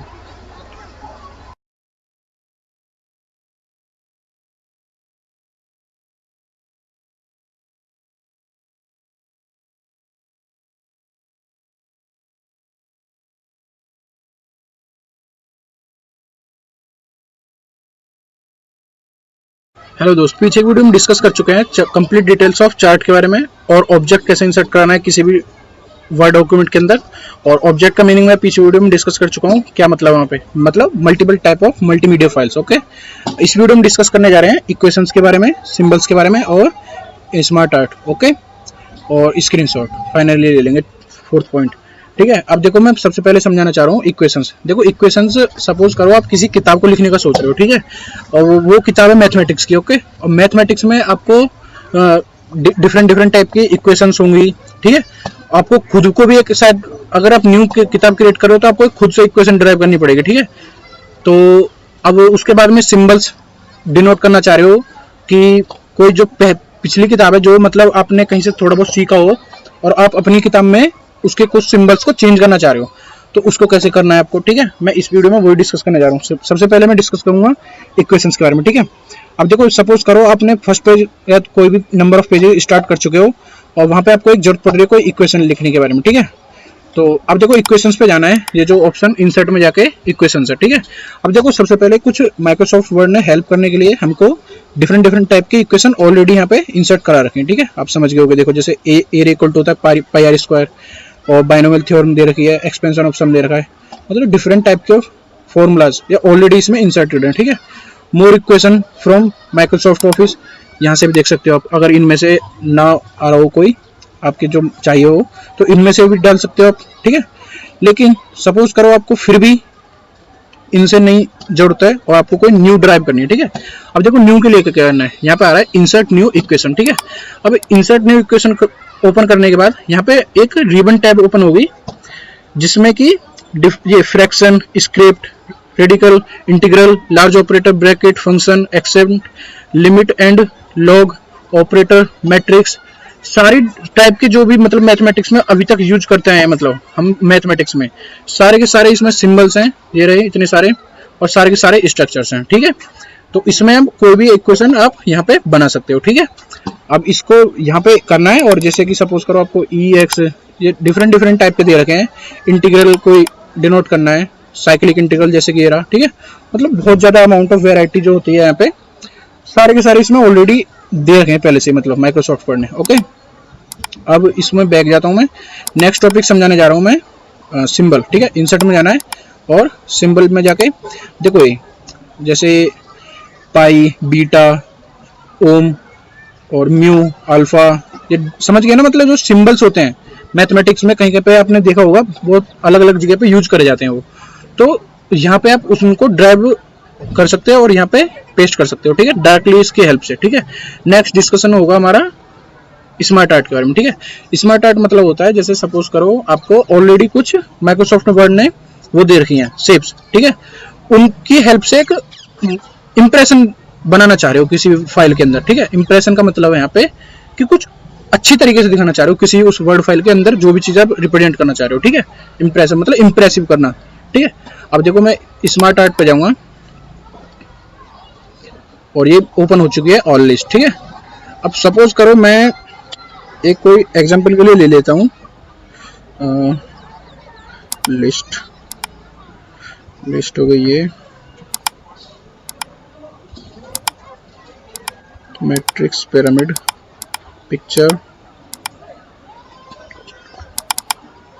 अब देखो ये अलग अलग टाइप की इमेज दे रखी है, आप इसमें इमेज इंसर्ट करा सकते हो अपनी, मतलब जैसे कि सपोज करो आप रिप्रेजेंट करना चाह रहे हो, मैं इसको एक एग्जांपल ले लेता हूँ कि यहाँ पे टेक्स्ट में, यहाँ पे मैं उसका नाम लिखूं किसी बंदे का, ठीक है। जैसे कि मैं यहाँ पे लिख देता हूँ मंजीत, ठीक है। यहाँ पे लिख देता हूँ मैं राजा, RAJA, और यहाँ पे मैं थर्ड फोटो पे लिख देता हूँ अंशु, ANSHU, ओके, समझ गए होगे। तो यहाँ पे मैं क्या कर सकता हूँ, इनकी पिक्चर इंसर्ट करा सकता हूँ, समझ गए, एक अच्छा रिप्रेजेंटेशन होगा जो भी है। तो अभी तक हम 3 टॉपिक डिस्कस कर चुके हैं, ठीक है। पहला था इक्वेशंस, फिर सिंबल, और फिर उसके बाद में आया स्मार्ट आर्ट, ठीक है। अब नेक्स्ट टॉपिक ऑफ डिस्कशन होगा हमारा स्क्रीनशॉट। स्क्रीनशॉट का बेसिकली मीनिंग यही होता है कि जो आप अपनी स्क्रीन पे देख रहे हो उस इमेज को कैप्चर करके कहीं पे कॉपी या पेस्ट करना है, ठीक है। अब मैं एक एग्जांपल के लिए दिखा देता हूँ लेके, जैसे सपोज करो स्निप स्क्रीन होता है, ठीक है। अब मैं यहाँ से कुछ अपना स्क्रीनशॉट लेना चाह रहा हूँ, ठीक है, जैसे कि ये, तो ये यहाँ पे आप ऑलरेडी स्क्रीनशॉट जो लिया था अभी, यहाँ पे मेरे को पेस्ट कर देना है, हो गया, समझ गए, एक पिक्चर की फॉर्म में है, और समझ गए हो गए। अब इसके बाद में नेक्स्ट डिस्कशन करते हैं हम, स्मार्ट आर्ट भी हो चुका है और स्क्रीनशॉट भी डिस्कशन कर लिया और इक्वेशन भी ड्राइव कर लिया और सिंबल भी, ठीक है। इस वीडियो को चलो यहीं पे खत्म करते हैं, नेक्स्ट वीडियो में डिस्कस करेंगे इसका next part, okay, thank you.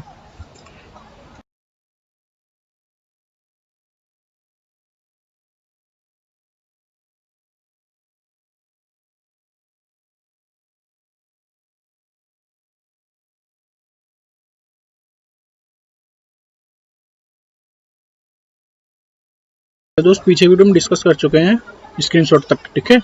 और इस वीडियो में डिस्कस करेंगे यार वाटरमार्क और ये पेज कलर और बॉर्डर, ठीक है। इसमें देखो सबसे पहले वाटरमार्क का मैं आपको मीनिंग बता देता हूँ। देखो यार कभी कभी ऐसा हो सकता है कि आपने कोई चीज़ डॉक्यूमेंट क्रिएट करा है, ठीक है, और उसमें कोई आपके डॉक्यूमेंट को अपना कहने लगे बाद में, ठीक है। वाटरमार्क का इस मतलब होता है जैसे लाइक कि तुम जैसे कोई आपका सिग्नेचर है, ठीक है, तो आप अपने डिजिटली इस डॉक्यूमेंट पे कैसे साइन करना चाहोगे, ठीक है। तो इसको हम वाटरमार्क डाल देते हैं किसी भी अपने प्राइवेट डॉक्यूमेंट में या किसी भी अपने डॉक्यूमेंट में, ठीक है, जिसकी वजह से कोई दूसरा बंदा उसको ये ना कहने लगे कि यार ये तो मेरा बनाया हुआ है, ठीक है। अब आप अगर उसमें वाटरमार्क डाल दोगे तो फिर वो कोई बंदा ये नहीं कह पाएगा कि यार ये मेरा है, बिकॉज आपने ऑलरेडी उसमें अपने नाम का वाटरमार्क या किसी कुछ भी टेक्स्ट डाल दो, ठीक है, जिसकी वजह से आप कह सको कि ये बाद में मेरा है, ठीक है। तो अब देखना समझना, अब जैसे कि मैं कोई पैराग्राफ लिख देता हूँ यहाँ पे, इक्वल रैंडम और ब्रैकेट 15 एंटर, ठीक है। अब देखो ये काफ़ी बड़ा पैराग्राफ आ चुके हैं 15, ठीक है। अब मैं चाह रहा हूँ इसमें इन पेजेस के बीच में, ठीक है, एक वाटरमार्क ऐड करना चाहूँ मैं, ठीक है। अब देखो वाटरमार्क के ऑप्शन में गया मैं, अब देखो इसने 4 टाइप के तो ये दे रखे हैं, ठीक है, मोर वाटरमार्क ऑप्शन में है कि आप अगर और भी चाह रहे हो तो ऑनलाइन यहाँ पे देख सकते हो, ठीक है। कस्टम वाटरमार्क, ठीक है। अब मैं यहाँ पे सपोज करो मेरे को ये पसंद है, इसको मैंने किया तो देखो यहाँ पे आपको दिख रहा होगा, देखो ये यहाँ से यहाँ तक कॉन्फिडेंशियल दिखा चुका है, ठीक है। अब देखो अगर यहाँ पे आपको नहीं दिख रहा होगा, देखो ये हर पेज पे लिखा हुआ है, यहाँ पे तो दिख रहा है ना साफ कॉन्फिडेंशियल, ठीक है। तो ये हर पेज, जितने भी आप पेज क्रिएट करते चले जाओगे ना, ये ऑटोमेटिकली अपने आप ही हर पेज पे अपने आप आ जाएगा, ठीक है। इसका मीनिंग आप समझ चुके हो। वाटरमार्क का मतलब कोई भी अपना मतलब एक टाइप से अपना कहने के लिए बाद में डॉक्यूमेंट को, तो इसको हम ज़्यादातर डॉक्यूमेंट्स में डाल देते हैं, ठीक है। और फिर आता है पेज कलर। पेज कलर का मतलब है, जैसे सपोज करो कोई व्हाइट दिख रहा है ना, ये वाला पोर्शन, ठीक है। तो ये वाला अगर आपको किसी और कलर का चाहिए हो, सपोज करो, तो अब देखो मैं करके दिखाता हूँ। जैसे कि मेरे को चाहिए हो पीला, ठीक है। अब देखो पीला कलर हो गया ना बैकग्राउंड, और देखो अभी आपको कॉन्फिडेंशियल दिख रहा है, ठीक है। अगर आपको इसमें चाहिए होने लगे रेड कलर सेलेक्ट कर दो, ठीक है। समझ चुके पेज बैकग्राउंड का मीनिंग क्या है यहाँ पे। अब पेज बॉर्डर का हिंदी में मतलब होता है, ये जो जैसे अब ये पेज है ना, यहाँ पे कोई बॉर्डर नहीं है अभी तक, ठीक है। यहाँ पे अगर आपको किसी भी कलर की लाइनिंग चाहिए हो इस टाइप से, जैसे पेज है, ठीक है, इसके बार कोई भी अगर आपको लाइनिंग चाहिए हो तो आप इसमें एंटर करा सकते हो। जैसे पेज बॉर्डर पे जाके ये सपोज करो बॉक्स वाली लाइन चाहिए आपको, ठीक है। और आपको कौन सी लाइन चाहिए, ये काफ़ी मोटी वाली कर देता हूँ मैं। अब ऐसे ही दिखेगा आपका पेज, ठीक है। और ओके कर देता हूँ, तो समझ गए ना। देखो जैसे पेज है तो इसके बार ये और ये लाइनिंग आ चुकी है, ठीक है। तो इसी को बोलते हैं हम बेसिकली बॉर्डर, ठीक है। अब इस वीडियो को चलो देखता हूँ इसका कितना टाइम हो चुका है। वीडियो को 3 मिनट है, ठीक है। अभी इसमें ही डिस्कस कर लेते हैं यार कि इमेजेस का बैकग्राउंड कैसे रिमूव करें, ठीक है। अब मैं पहले इसको वाइट ही कर देता हूँ, ठीक है। अब देखना, सबसे पहले इंसर्ट इमेज में जाता हूँ मैं, किसी भी पिक्चर को एंटर कर देता हूँ, ठीक है।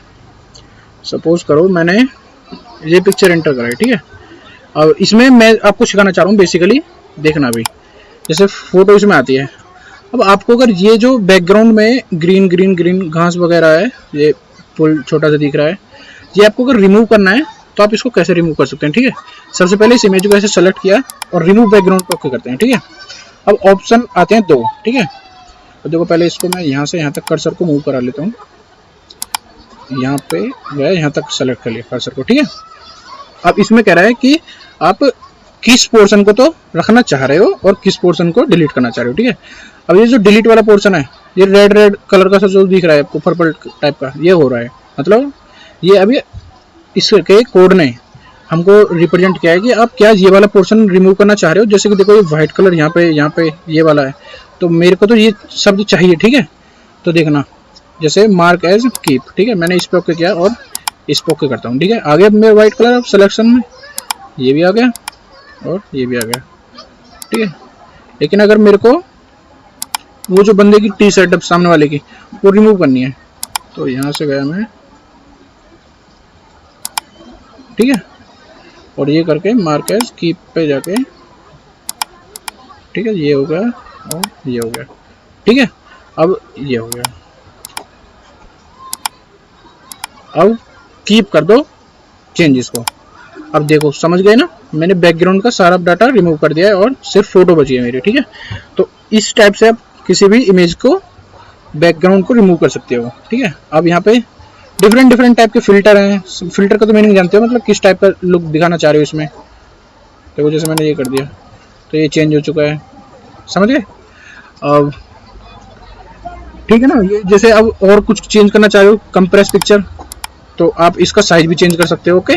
अब इस पिक्चर का काफी साइज रिड्यूस हो चुका है, अगर कंप्रेस मतलब छोटा। अब इस वीडियो को यहीं पर खत्म करते हैं, नेक्स्ट वीडियो में डिस्कस करेंगे नेक्स्ट टॉपिक, ठीक है। Thank you.